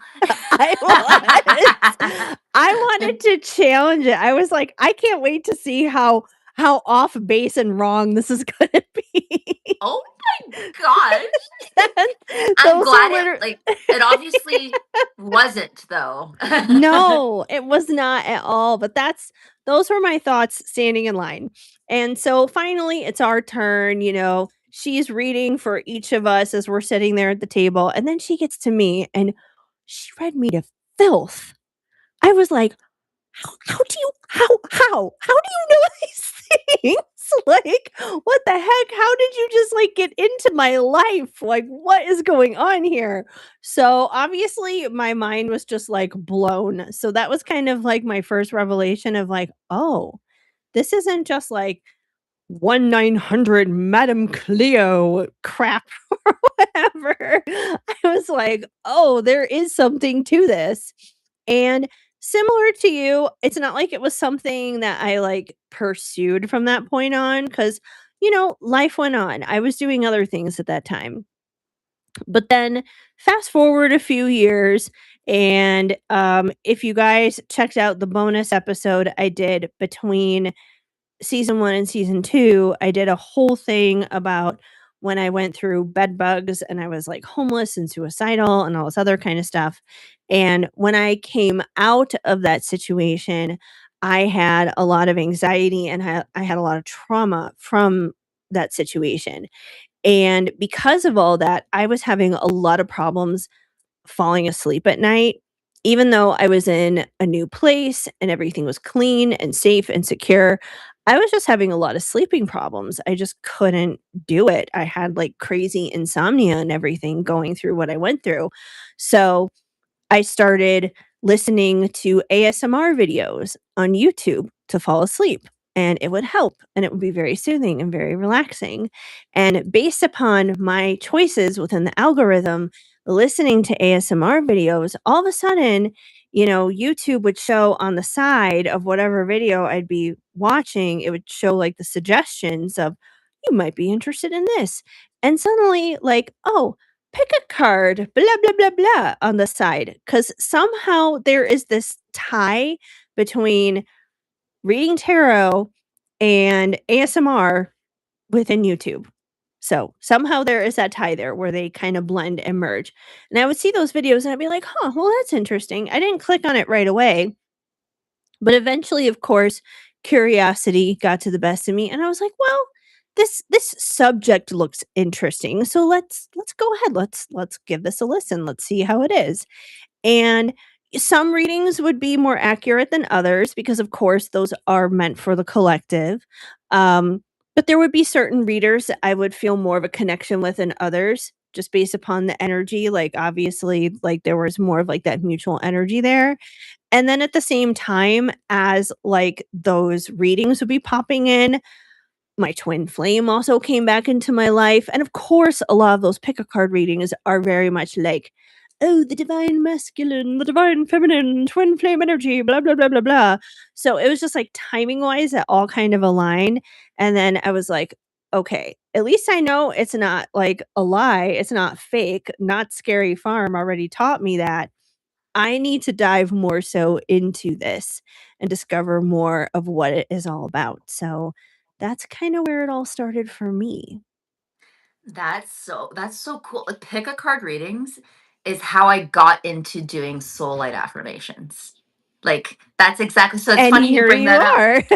'Cause I was like, Yeah. I wanna, cause like, honestly, it's like, it makes sense, and what I love about tarot is it brings my intuition down into something physical that people Yeah. can see, and rather than me, because I can give readings without cards, I can.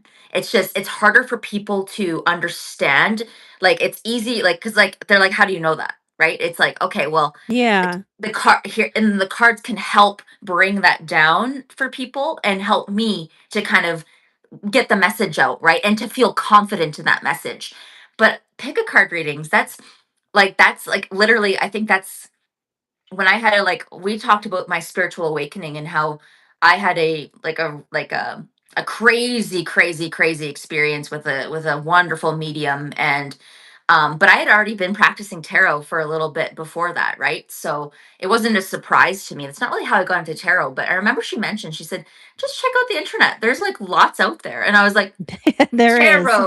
tarot Yeah. cards, like, because like she's like, "You need to develop your abilities because you're meant to give readings full time. Like, you're going to do this eventually. You're going to do spiritual Mhm. work." And I was like, "Girl, where do I start?" And I was like, because it's like, it's overwhelming. It It's a is. lot. It is. And she said, "Check it out." So I started looking at I started getting pick a card readings, and then I thought, I want to give my, I was starting to like send them to my friends and say, "Here, pick a card. Which one do you like?" And then I was like, I should just make an Instagram for people to do, like, to look at this stuff. And that's how it started for me. So, Yeah. pick a cards are like, and they're nice. They're like ASMR. You can just listen to someone's They are. voice. You can tune Obviously, it in, that's tune it out. You can yeah, listen to the whole thing. that's where those things definitely kind of referenced for me in my algorithm, obviously. Um, that's funny because, like, Shadow and Shine did not originate out of pick a card readings because Mm. I had that name, that brand, that idea figured out before I started, like, going down the pick a card reading trail. Because originally Shadow and Shine was just gonna be a blog because I had bought the domain, I had, like, set up a website. Now it all runs through Wix, but back then I had it running through WordPress because WordPress is, like, known for being the big blogging website, and I was like, "I wanna start a blog. I just wanna, like, write about stuff and write about, like, my experiences and blah, blah, blah, blah, blah," whatever, whatever tickles my fancy, right? Um, so it originated out of being that, out of being a blog, but the original intention about, like, shining and sparkling through life's challenges was always, like, the undertone of all of that. I was just gonna do that with, like, writing things as opposed to doing readings, but now it's culminating in so many more things than just that You have originally, an so empire. it is, it's an empire, it's a Chihuahua dynasty over here. Yeah. Um, but yeah, that is really interesting for sure. Um, so for you, you learned tarot primarily through that deck that has your energy all over it.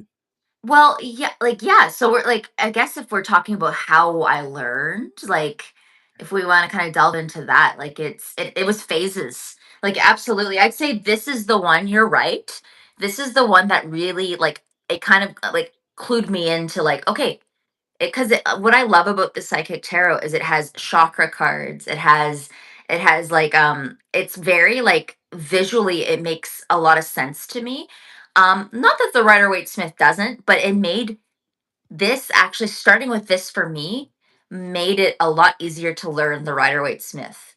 Like it's like it Mm. kind of I kind of went like a different, like I didn't start with, like I started I guess with the Rider Waite Smith, but then how I really learned was through the psychic tarot, and the imagery just really clicked for me.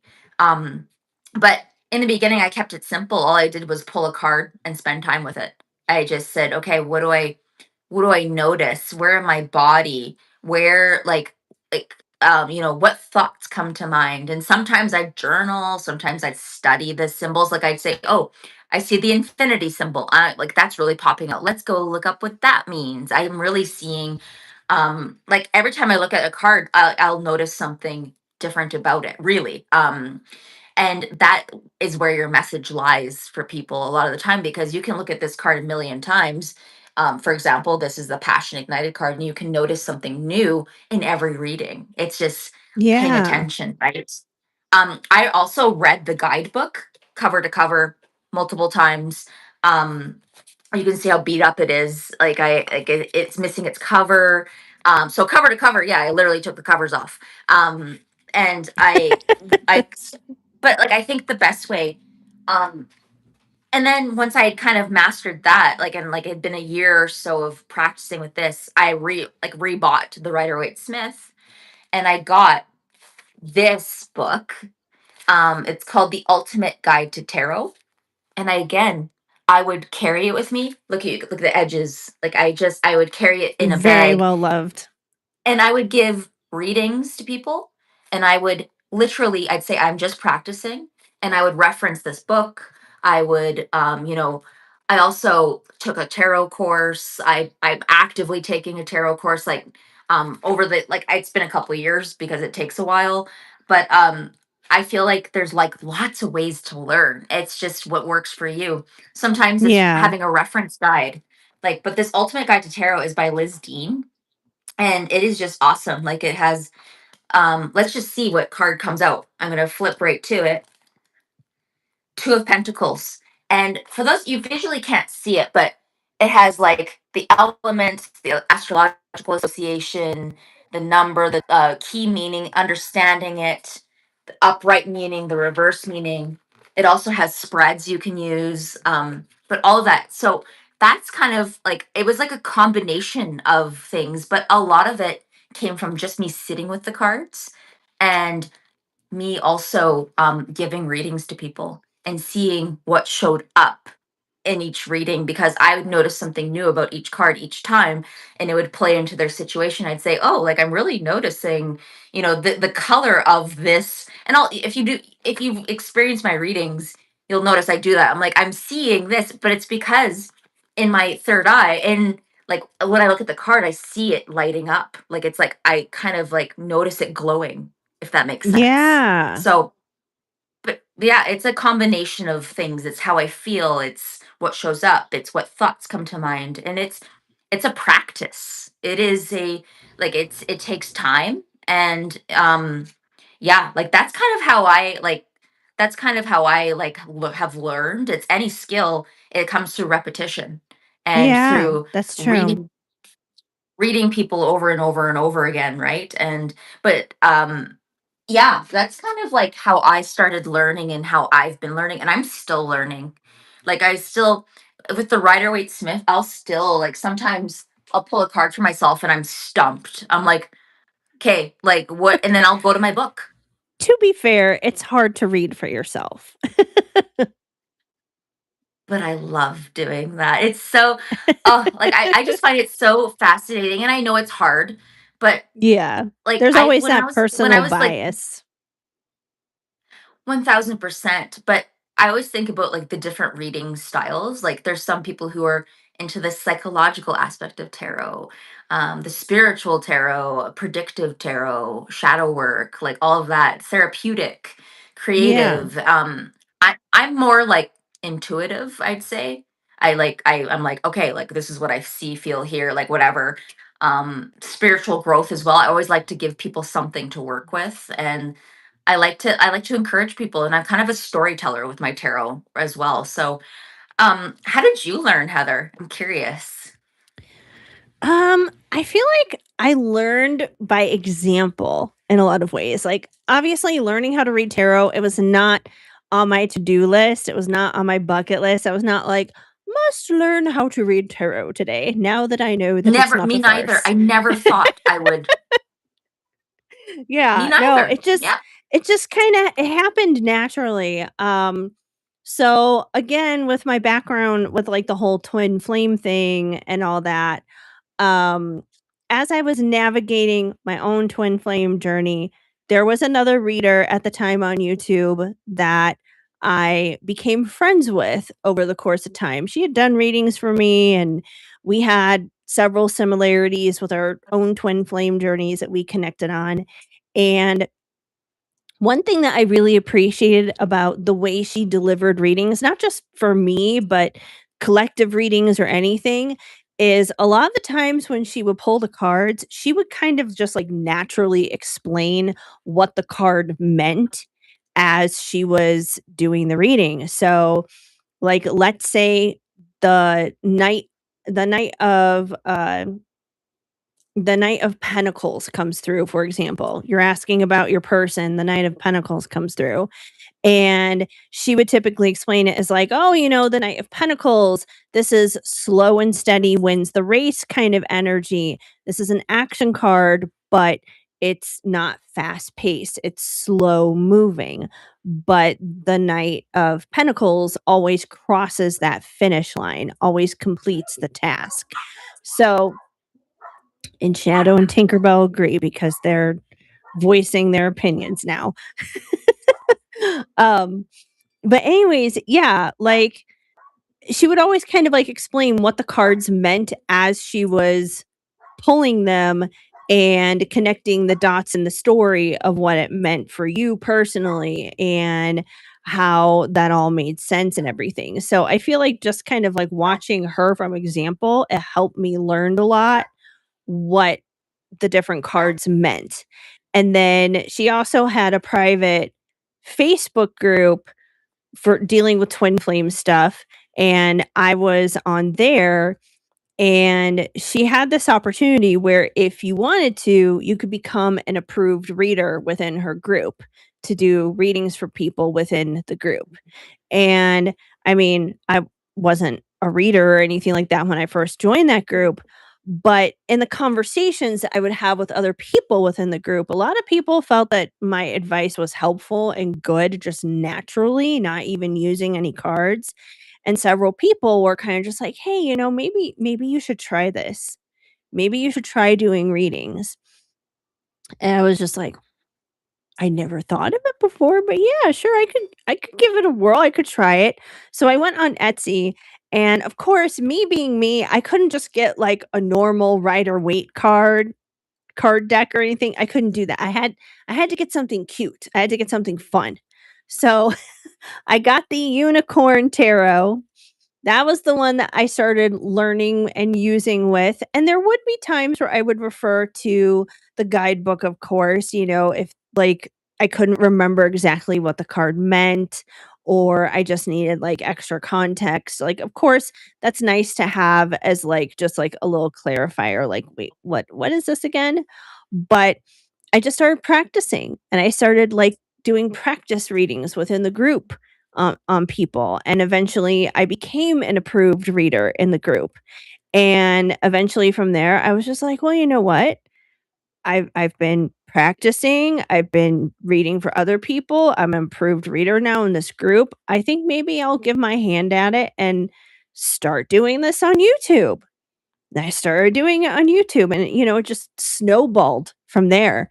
But A lot of it came from just, like, watching from example, keeping those guidebooks as reference, and like you said, it's repetition because the card meanings can also kind of have different interpretations depending on the spread, depending on what other cards come out with it too. So you really kind of have to look at how the story unfolds as a whole, not just the individual card meanings. So, Yeah, how they play together. Yeah. yeah. That's such a cool story. And it makes sense because it's kind of, I could see that too. Now that like you've said that, I think watching people in their confidence and how they explain cards, it's a Yeah. beautiful way, beautiful way to learn, right?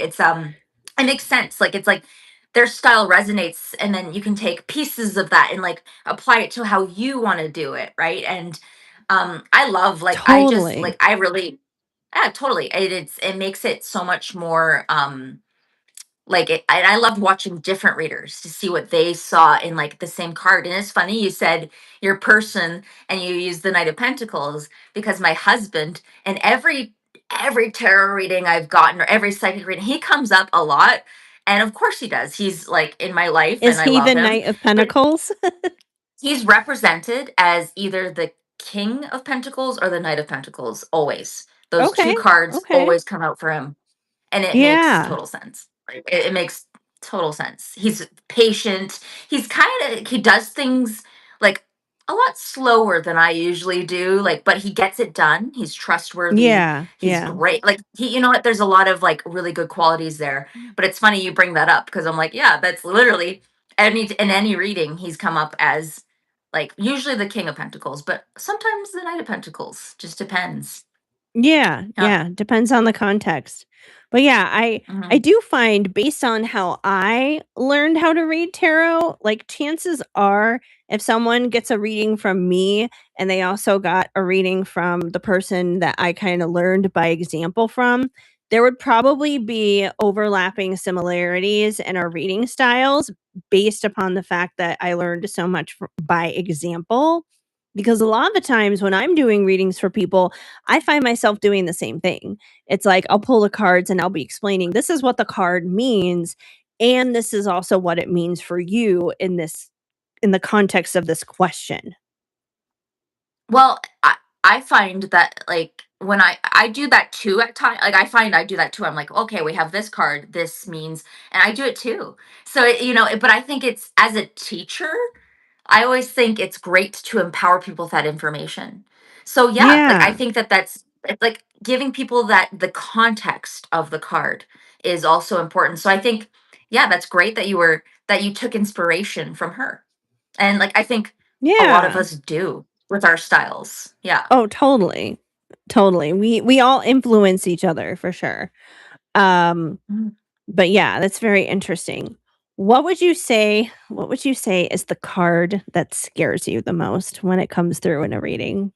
Oh, okay. So a lot of people always say like the tower and Ah! death and like the 10 of swords and like all those like or 3 of swords and like yeah, like those all I think I have a different relationship with each one of those cards, right? Like it just kind of Yeah, depends. yeah. But the one that kind of like freaks me out a little bit, I have to say, it's funny because my favorite card was the sun. My the card that kind of freaks me out a little bit is the moon. So the Really? moon is, and I love the moon. Don't I get me was about to wrong. say the moon is like emotions, it's feminine energy, like it's not like a it's not a bad energy card. That's so It's random. not, but it's about it's not like it's uncertainty as well. It's Yeah, also it's yeah. illusion. It's illusion versus reality. It's all the pieces aren't together yet. It's like things are still not as some things are not as they seem. So when you're pulling a question, like when you pull a card, depending on what it is, and if you're asking for something, it can mean like yes, you can pull it, and it could mean pay attention to the moon phases. But sometimes it can mean okay. there's more to this story here. You need to wait for things to be revealed. There's more coming here. You don't know you don't have all the pieces. So to me it's like mysterious. It's not Yeah. scary. It's not like, it just kind of like, I'm like, what is what's going on here? Like, it's kind of like, but I have an interesting relationship with the moon because and I love the moon in the sky. I love, like, and as a Cancer rising, lots of Cancer placements, the moon is very important to me. But that card, it makes me kind of sit with myself. It's Mhm. the, like, illusion versus and uncertainty. And I'm a human being. I like knowing what's going to happen sometimes, right? And it's releasing that control. It's there might be emotional vulnerability, misgivings about a situation, right? And not knowing what's true versus what's fear, and making it appears when clarity is kind of unavailable to me sometimes. So it's like, because I was thinking, yeah, there's cards like Three of Swords. Yes, obviously very painful, but like that one, I thought that's kind of a unique one to me that kind of like, depending on what I'm asking, kind of like, I'm like, oof, it makes me think. I'm like, okay, what could this mean? Does it mean it'll be revealed by the next full moon? Does it mean, like, it throws me off a little bit, if that makes sense? And that might be because I have so Yeah. many Cancer placements. That might be why, right? Because of that, like, okay, what does this mean? Yeah. Okay. It's almost like that card challenges you in a sense. Yes. Because I'm like, wait a second. Like, like, it's like, Yeah. huh. But I kind of feel the same way about the Wheel of Fortune. I kind of feel the same way because it's like, you can't, it's like, again, that lack of Right. control, that lack of That's clarity. It's like, true. the wheel is spinning. Is it in your favor? Like, it's like, okay, the wheels are turning, but what's going to happen, right? It's kind of I like, know. do, do, do. It Like, it is. so, It's like the show. Basically, it's like whenever the Wheel of Fortune comes out, I'm like, oh look, you pulled the Wheel of Fortune. Da da da da da da da. Da. and It's then like we it's can't like, help oh, it. you're done. You're gone. Like, it's like you Right. spin it and it's like, but like, It I lands on totally, bankrupt. and I think it's the uncertainty of those cards. Yeah. I think that's Yeah. all it is. That's all it is because and like when I was going through a really challenging period of my life, the moon card stalked me. So I think it also, like, it's like, I was like, okay, like, I was like, I don't think this means just pay attention to the moon phases. Like, Right. I really, to me, Yes. it was much deeper than that. But that being said, don't get me wrong, I love the moon. I love all that. Like, but in the card, visually, the card's very interesting. Like, It and it's is. not that it just kind of makes my stomach turn a little bit because I'm like, ooh, there's more to the story. What is this, right? What will be revealed to me? That doesn't mean it has to be bad though. So it could be a good thing. No. What about you? What card like, freaks you out a bit? I would have to go with the 10 of swords. I mean, Okay. that's just like painful endings. And like that's it. It's just painful endings. Like goodbye, you're done, you're dead, it's over. Like this is never being revived. I feel like that's worse than the 3 of swords. Like you can have a broken heart. It can be a broken heart situation, but you still might be able to recover from that and heal from it.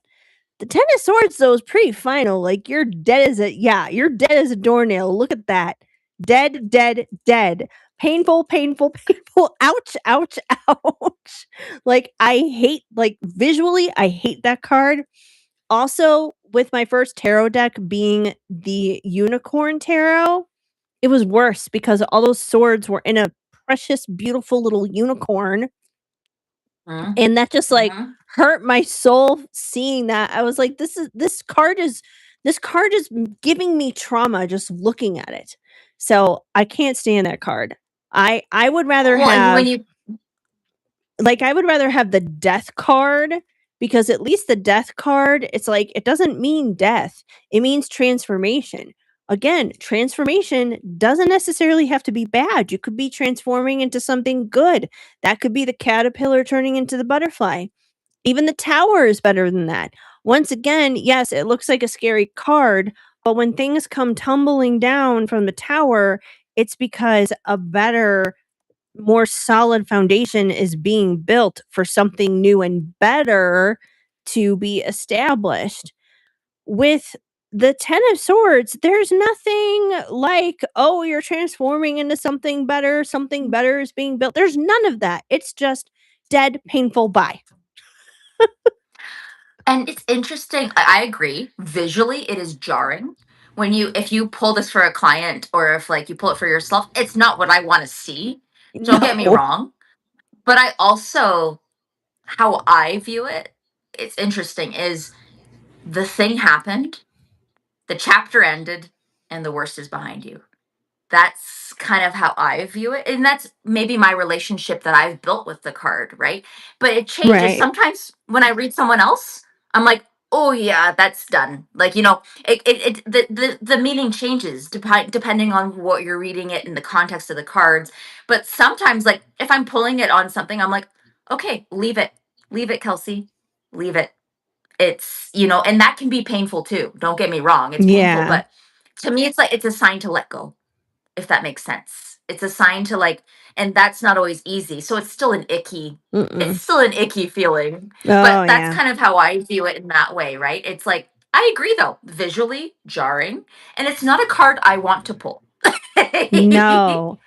I feel like we could do, like, an entire segment here just ranking the tarot cards from best to worst.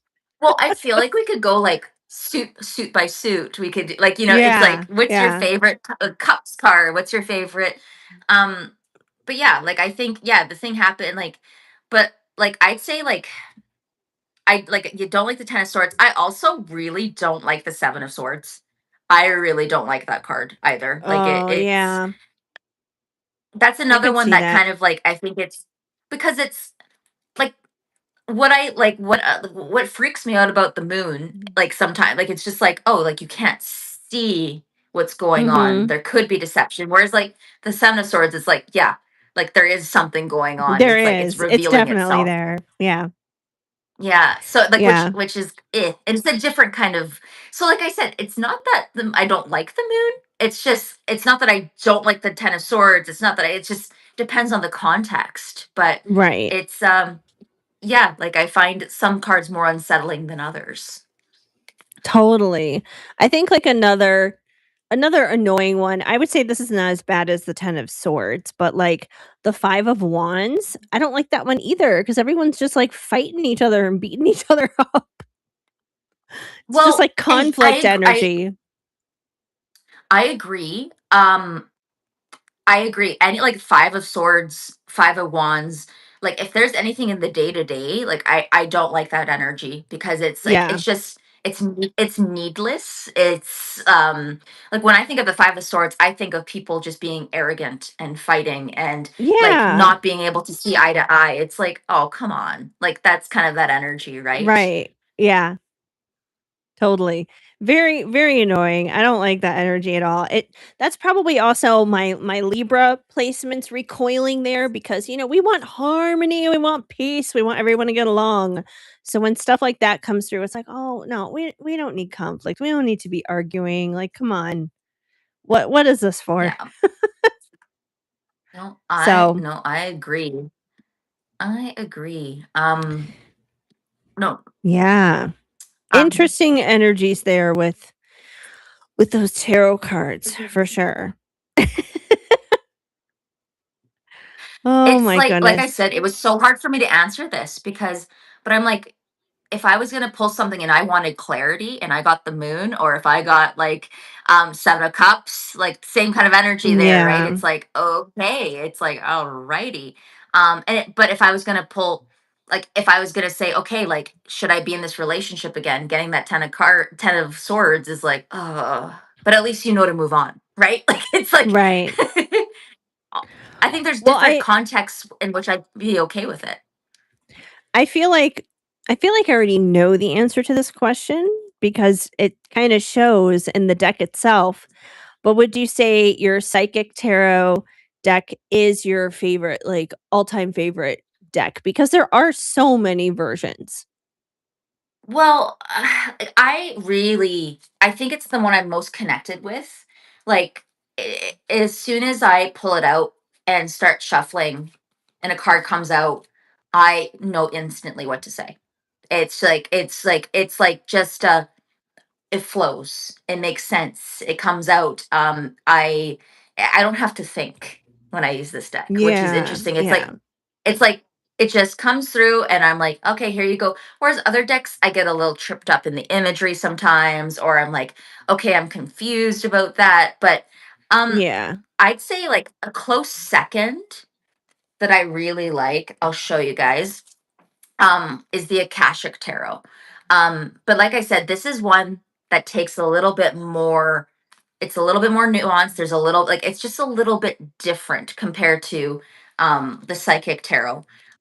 And it's just a little bit more complex, and like the guidebook is it's wonderful. It is rich. It is but I'd say like these two are like kind of my favorites.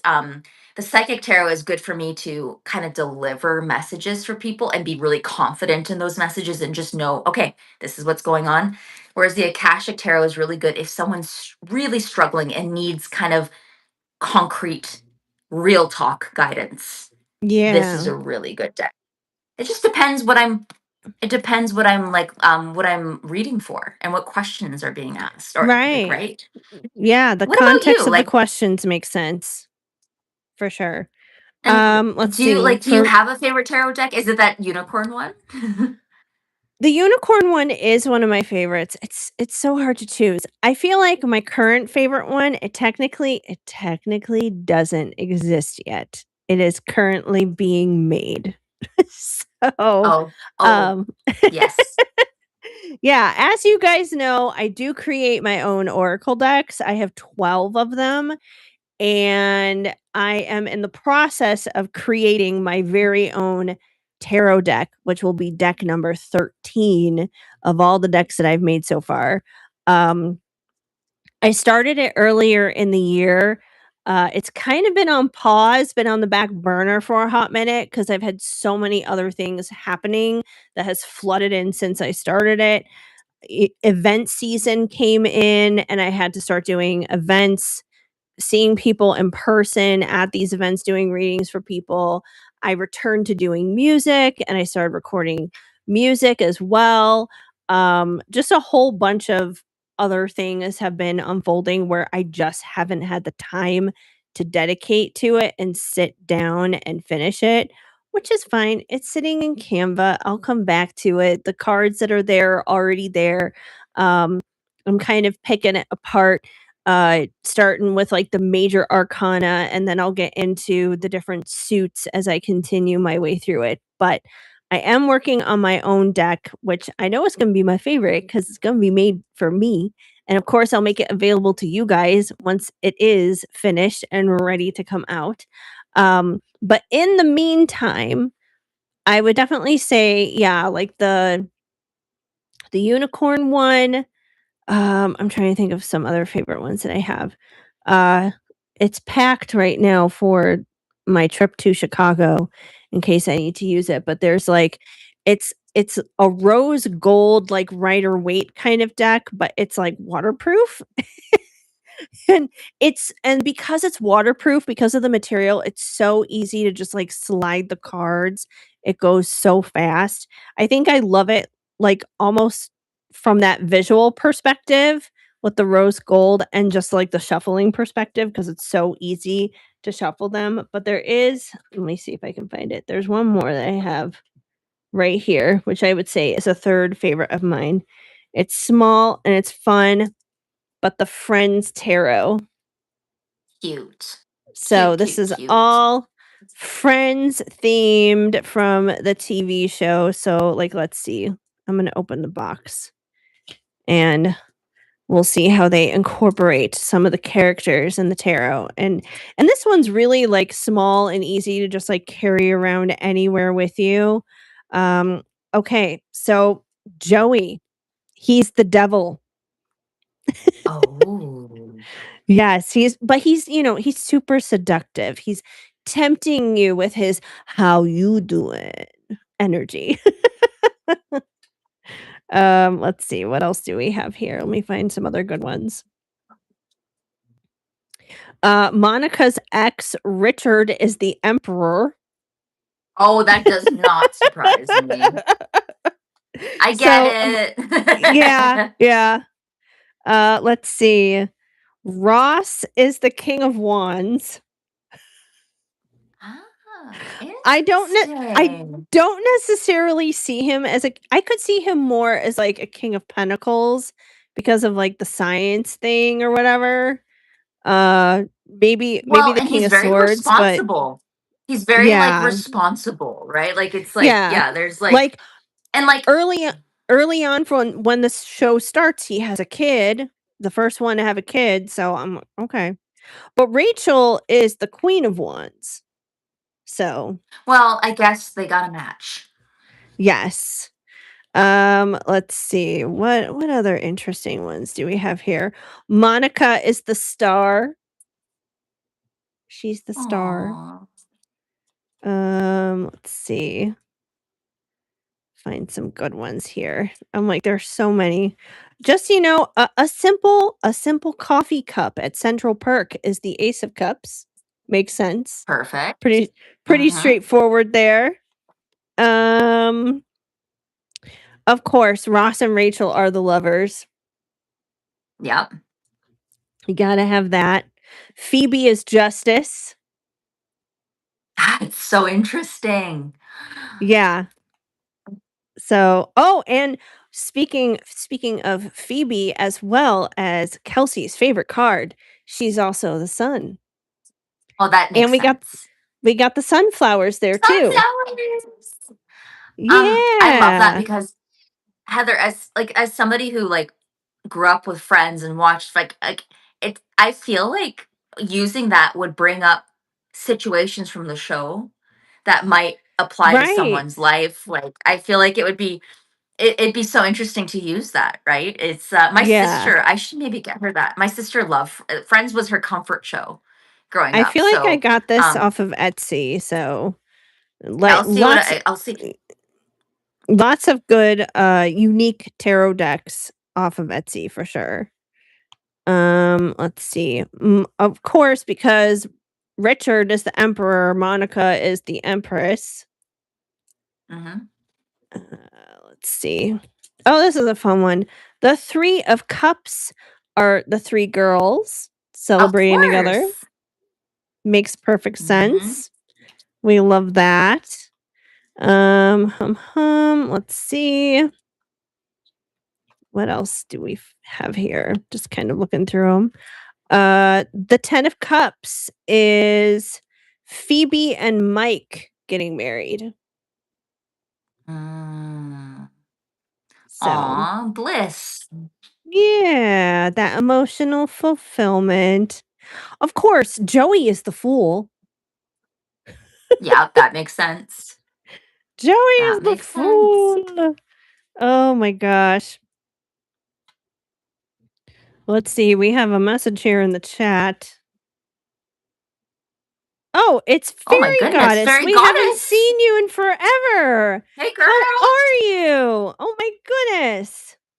Let's see. Let's see what she says here. Hi, love. I am so sorry. I haven't been on. Let's see. Oh my gosh. You lost your brother and spent it in trying to save your energy. So yeah, I'm guessing Oh she my spent the last month goodness. trying to be herself. Okay. We're so Yeah, no, that's sorry. totally understand I mean, we're not expecting anyone to come on as like, for any particular reason, especially not if you're going through something. Oh my goodness. Um, I'm so sorry for your loss. Um, we are here for you, obviously, and, that goes for anyone who's listening to right now, not just Fairy Goddess, but even if you're, like, listening later on one of our podcast platforms. Um, one of one of our loyal people who usually tunes in just checked in and she's going through some stuff, so we're here for you. Mm. Yeah, here for you. And thank you for coming back and letting us know you're here. We Yeah. appreciate it.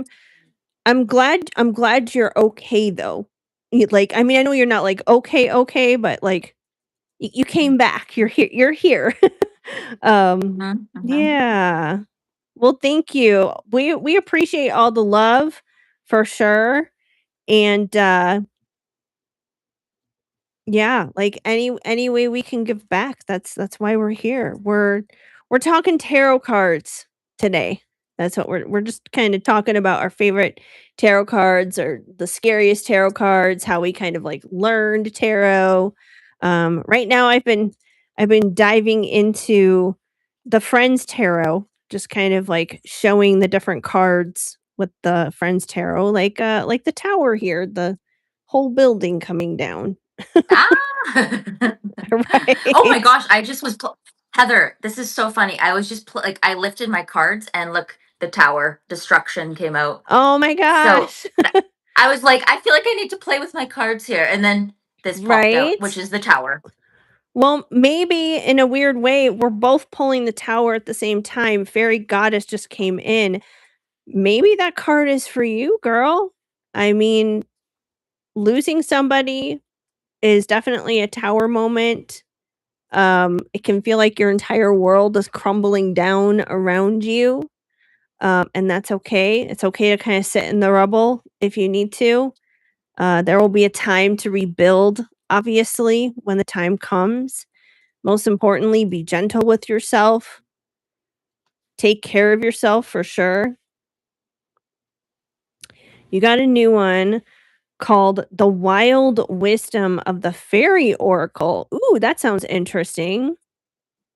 I love that. Fun. I'm gonna have to get that. Yeah. I love fairies. I know you post content in on your own channel, so hopefully you'll take that and post some readings using that oracle deck because I'm sure the collective will definitely benefit from it.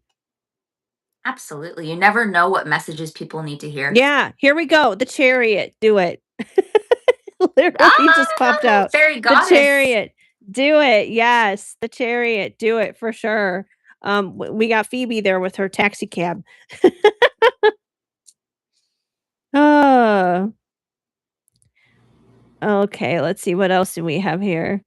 Person broke up. Oh no, they broke up with you? Oh, how rude. Oh no. Wow. Well, obviously, like if someone is showing their true colors when you're genuinely going through something, that's obviously proof to you of what you truly deserve. And you deserve someone who is going to stand by your side and who is going to be supportive and encouraging and understanding and gentle with you in a difficult period rather than getting impatient and up and leaving like that. Like that's insane. You deserve so much better. Yeah. So much And life better. has ups and downs. Life is not perfect. And we go through things, and it's good to have somebody that, can stand beside you and help you with that. Yeah. Right. So, uh, Yeah, you gotta find your 2 of cups. I can't make this up. They're just like just like, as I'm she just, got a like, little looking mini through the reading from deck, us. I know, I'm not even doing I'm just going through the cards looking oh, here's your favorite card, Kelsey. The moon is Monica. Okay. The That's so unseen. funny. Yes. Well, that's Meanwhile, beautiful. And Ross is the death card. that's Oh my so funny. gosh. I know. Like, I really wonder how they came up with, like, who to match up with what here. Let's see. I'm trying to find, like, a good Chandler one here. Okay, here we go. Here's Chandler. He's the 6 of swords. He's on his way to work. So oh, and Mm, Chandler is judgment as well. mhm. So he's making judgment calls. Let's see. Just fairy goddess is speaking. I'm reading the messages here. Um,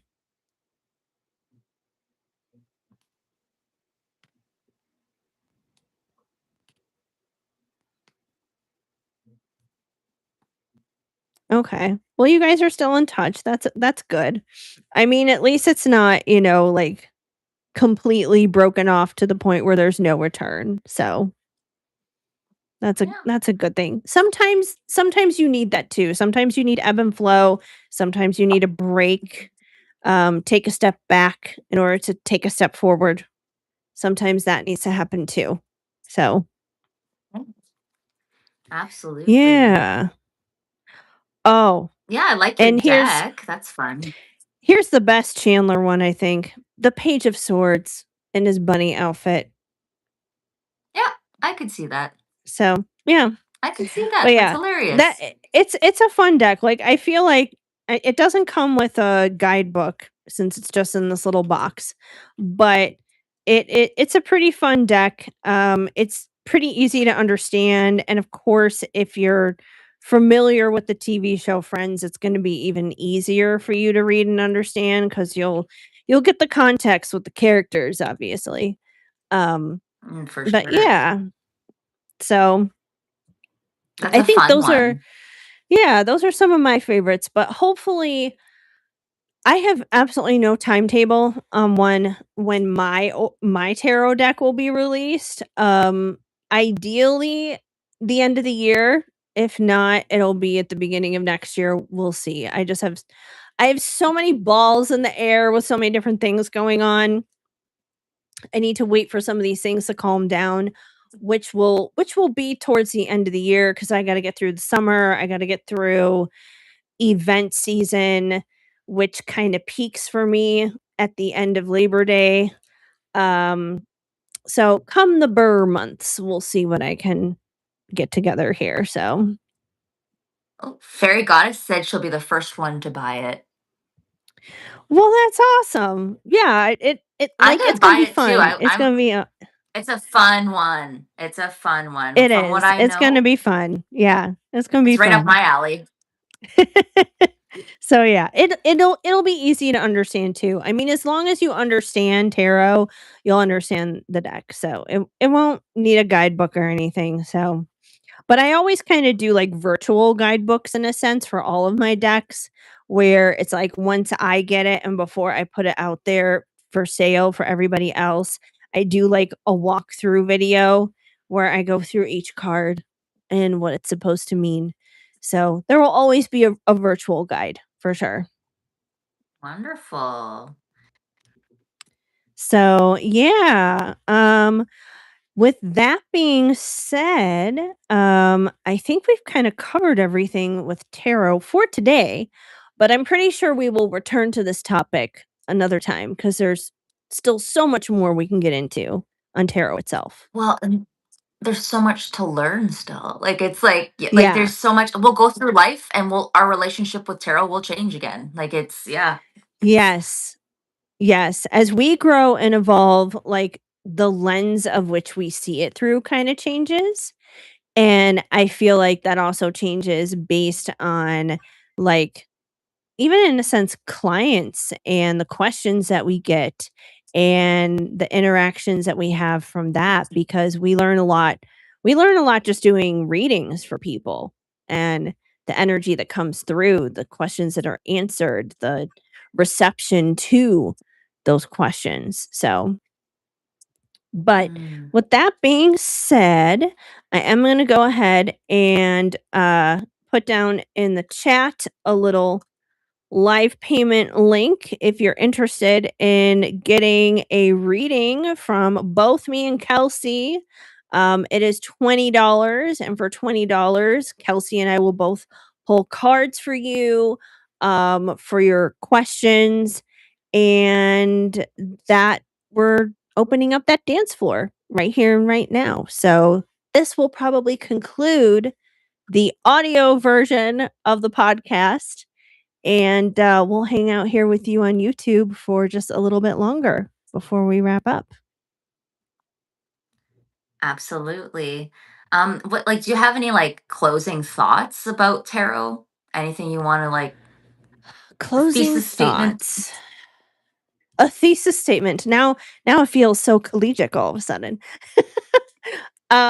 Closing thoughts on tarot.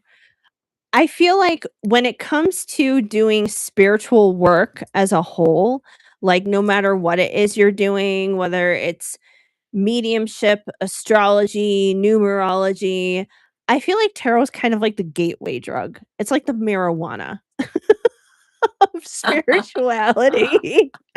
That's So, hilarious. yeah, so, if you're in that gateway phase, explore it, dabble in it. Don't be afraid of it.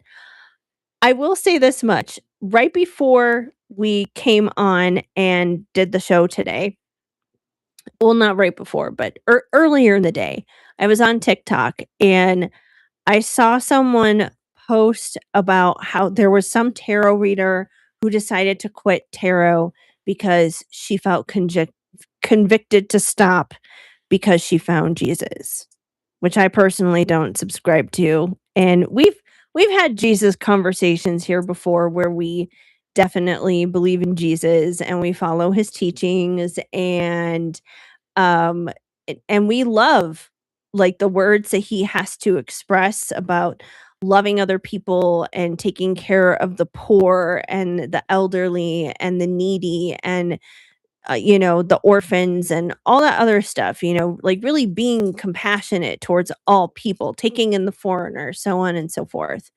Um so we believe in his teachings and we believe in that relationship with him, just not like the rules and regulations of religion, organized religion, that kind of thing. That's where it gets sticky and a little bit judgmental and critical and that kind of stuff. But for whatever reason, she felt that she needed to stop doing tarot, stop doing readings because of this switch going back into like full blown church religion type of things. And um in saying that, I was I was looking at a lot of stitch responses to it basically of people responding to her making that decision.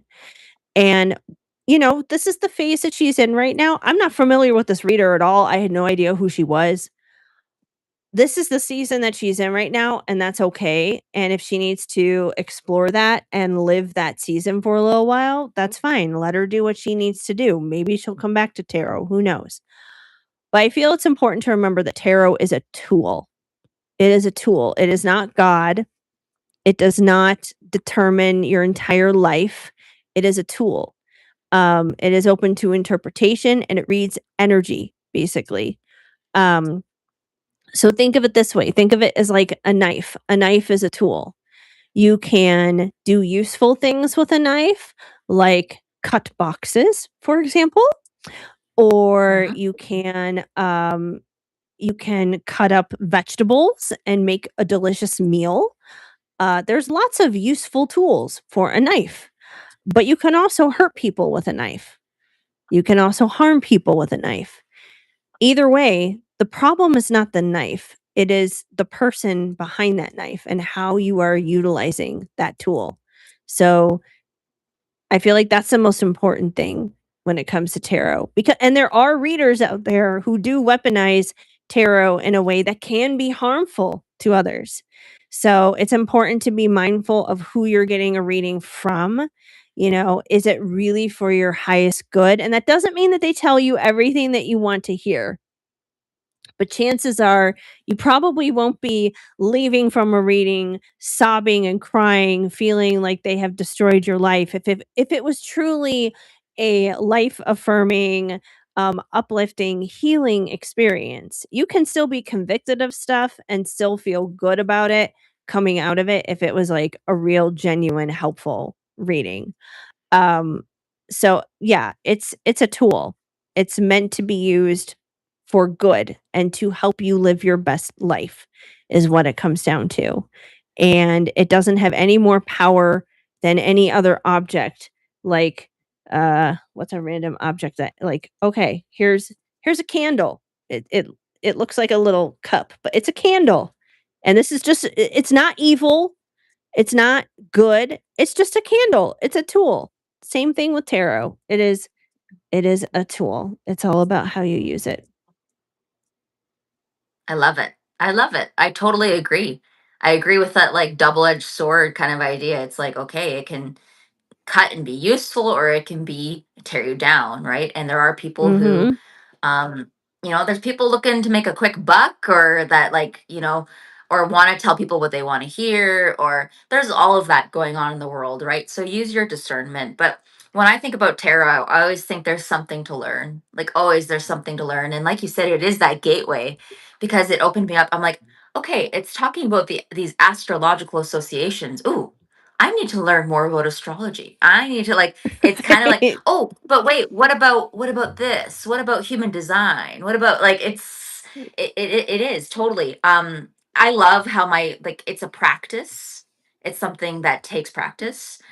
But also if you're thinking about reading cards professionally, don't be afraid to charge people once you've practiced, right? Like Yeah. it's something like and like sometimes that practice is that exchange, right? It's like, okay, you're getting feedback, but then it comes to a point where it isn't an exchange anymore and you do need to receive payment. So don't be afraid to charge for that energy when you're ready. You'll know.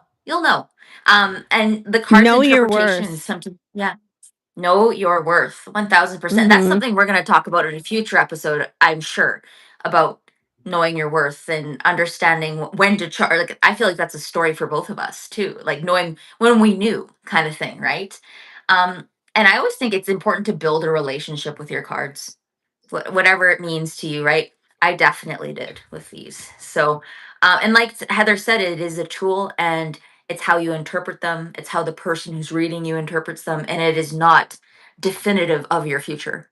It is not definitive of what you need to do or should do. It gives you a read on the energy. So use your discernment. Yeah.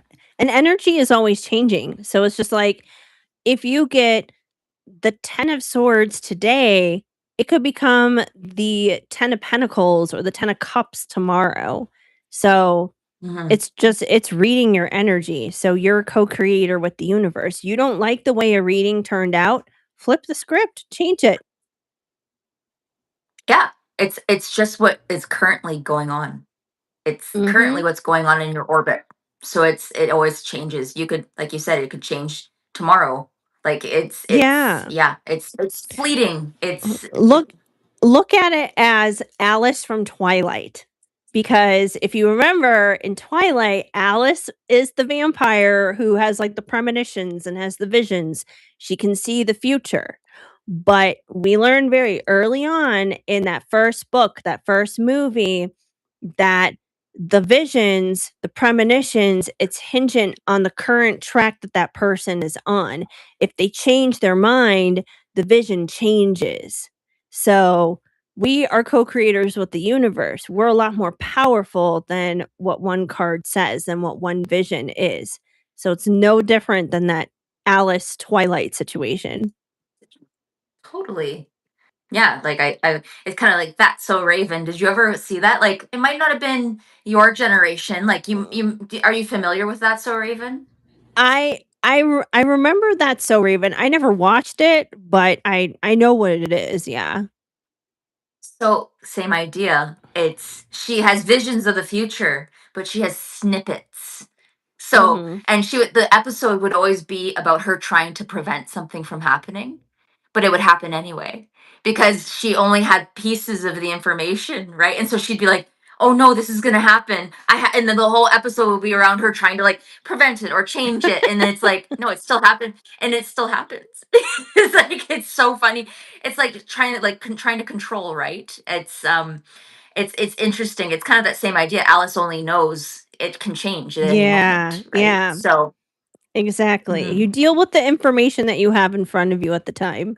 And if you don't like that information, do the things that you can within your own power to change that, because you can.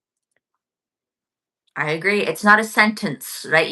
No. You don't need to do anything that the cards say. Like you can change Right. that. It's a tool, you don't have to be dependent on it, so, Mhm. yeah. But it's a beautiful tool, though. When used correctly and pairing that with your own intuition, it is a beautiful tool. So, we love that. Mhm. But yeah, so we'll just hang in here a couple more minutes. Fairy goddess, if you're still here, we have been good. And we're so glad to have you come back. Um, Ron isn't here today, which is fine. I'm sure he'll be back another day. But we got fairy goddess back with us, so we love it when It's our funny. I our was just regular people come in. I thought about you, fairy goddess, as we were in this episode. You came across my mind, so that's quite funny that like you came in. That's awesome. And we have another message from Tim McKee. Hello, Yes, is that South Carolina? hello. I think so. Looks like South Carolina to me. We got That's South awesome. Carolina in the house, and of Woo course, woo, Canada and Colorado here. So, woohoo! Canada. That's Yes, awesome. oh Canada. I have to ask, where is Cookie? Where's Cookie been this entire episode? My husband Philip has been supervising her. Oh, He's okay. That's good. You he's got a like babysitter then. he's been Well, he's been spending time with her because yeah, she's just baby. She can't be, so they're bonding right now. And That's good. I'll That's see if good. should I bring her in? See if she's awake. I'll see if she's awake, Yes, and then bring her okay, give me a in. second. All Bring her right. in. And Tim Hello. McKee says that they've been listening for a few minutes. Great topic. And yes, South Carolina. Well, thank you. Thank you for turning in and listening. And I'm glad you've been enjoying the topic, joining us here, talking all things tarot. So, we usually talk about those mystical, metaphysical kind of things. I'm not sure what we have planned for next week, but we will brainstorm that after the live because we usually get together to brainstorm for the next episode after we wrap up. But in case you guys don't know who Cookie is, since Kelsey is getting Cookie right now, there she is. Oh my goodness. I just want to like reach through the phone and just give her so many kisses. Oh, she's beautiful. Oh, She is the most Cookie. beautiful girl. She's like, where Oh, goes my name? she's like, who's She's talking to been me? playing What's with going on Daddy. here? Daddy's been Oh, she's entertaining such a her. baby. Oh, I love it. So for those of you who don't know, Cookie is Kelsey's new little baby. They've been together for literally less than a week, you guys. Like she is baby. Ooh, little baby. She's Oh, a suck. She's a little bit. She's a little baby. She just likes cuddles, and she is the most wonderful girl. She's never been in this room, so she's probably very it's overwhelmed. it's a new Like experience. She's like, we've been. why am I in here? Where am I? She is so. Aw. She's my baby.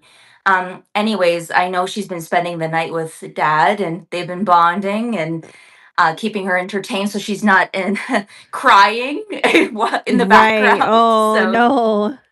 Yeah. So yeah, but she's probably ready for a sleep. now we have 3 dogs in the Taro Tales family. We have Cookie right there and Shadow and Tinkerbell who I know you guys have heard barking in the past. I don't know where they are right now. Is anyone down there? And Shadow, Tim in the comments, Tinkerbell, Tim where are says you? Tim says he's been listening for a few minutes. He's discovered several mystical spiritual tools that have been useful, and he loves the pup. Oh, okay. So Heather, What yeah, where's what's Shadow? I don't know. Well, the problem is their bed is not over here. I typically have a bed right next to my desk where they usually lay down in when we're doing this, and the bed is not over here right now for other extenuating circumstances. Um, so they're Oh wait, I see Tinkerbell. She's on the couch. I don't know where he is. He's probably somewhere nearby her. And the sky looks kinda weird. It looks kinda like that fire sky, like, it's got, like, that weird orange tint. I don't know what's going on out there. I don't like that. Um, Yes. Anyways, I was gonna say, so Tim, uh, curious to know what are the spiritual tools that you have been using lately? Like you mentioned that they've been useful, so I'm curious to know what those are, since we are talking about them. Um, Oh, I'll so take her Fairy back down, Goddess Big Daddy. says I'll Fairy be Goddess back. says that okay. Bye, Okay, bye, Cookies. bye, everybody. Aw, love Bye. you. See Oh, such a good girl. She's so She is so cute. sweet. Okay, I'll be Oh, right back. so sweet. All right. Um, yeah, so Fairy Goddess, you have a full breed German Shepherd. Oh, and her name is Bear. How old is Bear? I know you said she's a puppy, so I'm curious to know how old she is. Both you and Kelsey have like huge dogs in comparison to me. I have my two chihuahuas, but they may be small in stature, but big in personality. They always have something to say, usually. And especially if they were to see your dog, Fairy Goddess, or Cookie when she gets bigger, Shadow would be barking relentlessly at both of them because he's got that big dog energy. All right, Tim, astrology, love that. And human design and gene keys. What are gene keys? I've never even heard of that before. Okay, that's so interesting, Tim, because I have a Gene Keen's book in my books to read. Like it's on my phone. What So what are I'm they? like, I've never even heard of that before. I feel like I've just unlocked a new a new term. What are well, those? it's hard. Like I don't know much either because I haven't gotten to read it. It's very dense, but like from what I understand, it's like self development. It's a design. It's kind of like a framework, a design. But maybe Tim could explain more.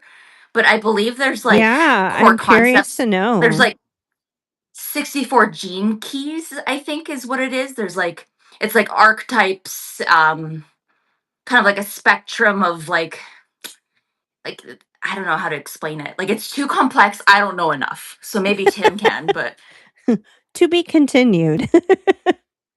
yeah. um Cuz like I yeah, want to read okay. it, but I And Fairy Goddess, she has a German Shepherd. You missed out on this part of the conversation because you were taking Cookie back out. She is a 5-year-old German Shepherd. Okay, so she's not like baby puppy, but she's still young. 5 years old but is she's still baby young. to her. Always and forever. I mean, Shadow, he's gonna be 12 years old in November, and he is forever my little baby boy. Tinkerbell's 4, so she's still a Spitfire. She's oh Um very much. She always will be.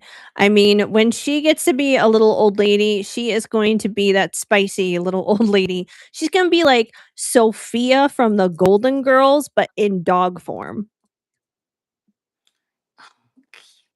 Oh my gosh, So, that's hilarious. Okay, yeah. Lavina Archer is a teacher. Okay, it helps us discover our true selves.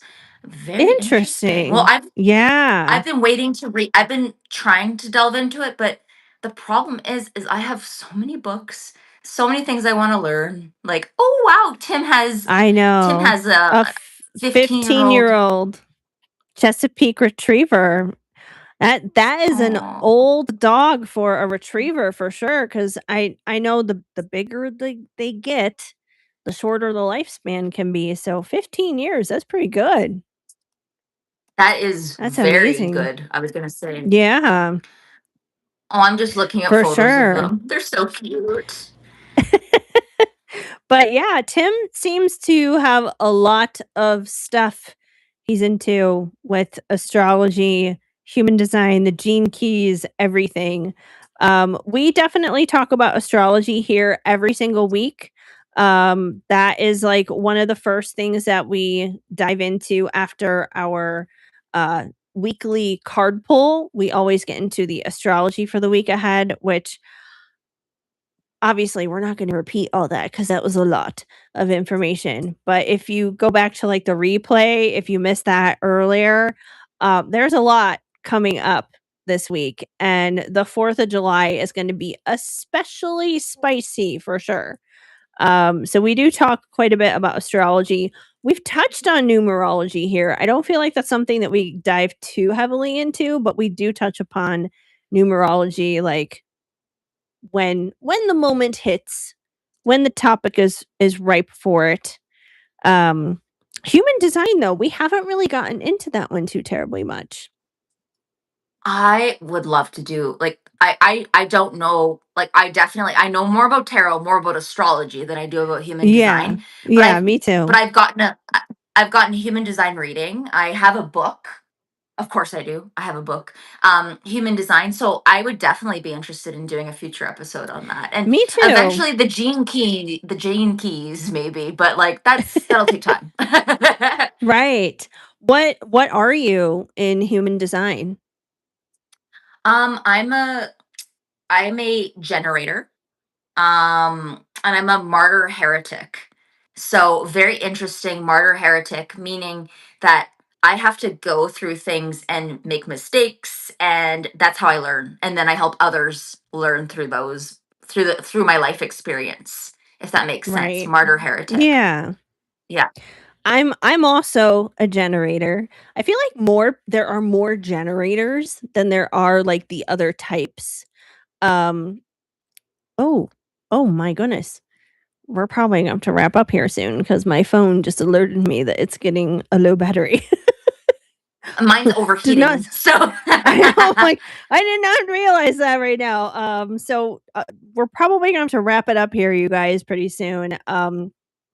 Just because of that. But again, I'm gonna leave the link for reading payments one more time in case anyone is interested really quickly. Um, if anyone wants a reading. But anyways, yeah, so I know I'm a generator as well. I the other thing you mentioned, I don't know what that is. I'd have to look more into the human design thing. I've kind of like I've skimmed on it. I haven't like dove into that too terribly much. Um let's see. So Tim McKee says uh that he rescued a 4-month at 4 months old from a pit bull ring. Oh wow. She was being used as dog bait? Oh my goodness.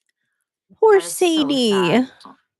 I'm glad you helped her out there, Tim. Oh, I'm glad you saved yeah, her. you saved her life for sure. Oh my The thought of god. a sweet little baby be someone did that to Cookie? Put him up. Right? Like, are you Oh, kidding me? honestly, Like, those pit bull rings are horrible, period. Like, the pit bulls shouldn't be treated like that either. That's why they have the no, reputation that they it's do, because people are horrible. yeah, people treat them awful. Oh, I just this is why dogs are better than humans, honestly. Humans are crap. You know, sometimes um, absolutely, right? Totally. But uh, I hope you all tune in again. Like maybe we'll do a human design. I yeah, think we'll it's a put good that learning in our opportunity. notes. Yeah, Hmm. we'll have to put that in our notes as like a future topic we can maybe dive into. Do a little bit of research because I know I need to do my homework before we get Hmm. into that for sure. Um, yeah, let's see. Into astrology, spirituality, Reiki, using fire sign, earth, mother nature. Yes, I'm all for that for sure. And Timothy is also a generator. So like I said, I feel like more people are generators than anything else. I know there are other kinds, but I feel like It most kind of people are makes up the majority of yeah, the it is. It's like population. that Yeah. collective energy. Or maybe if they're not like a generator, they might be like a manifesting generator because there's like that subset of generators there too. Um, Right.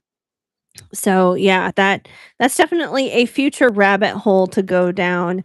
Um, I think one of our other recent episodes that we did that was a lot of fun that we're probably going to come back to and revisit with more information on is also going to be star seeds and aliens, extraterrestrials.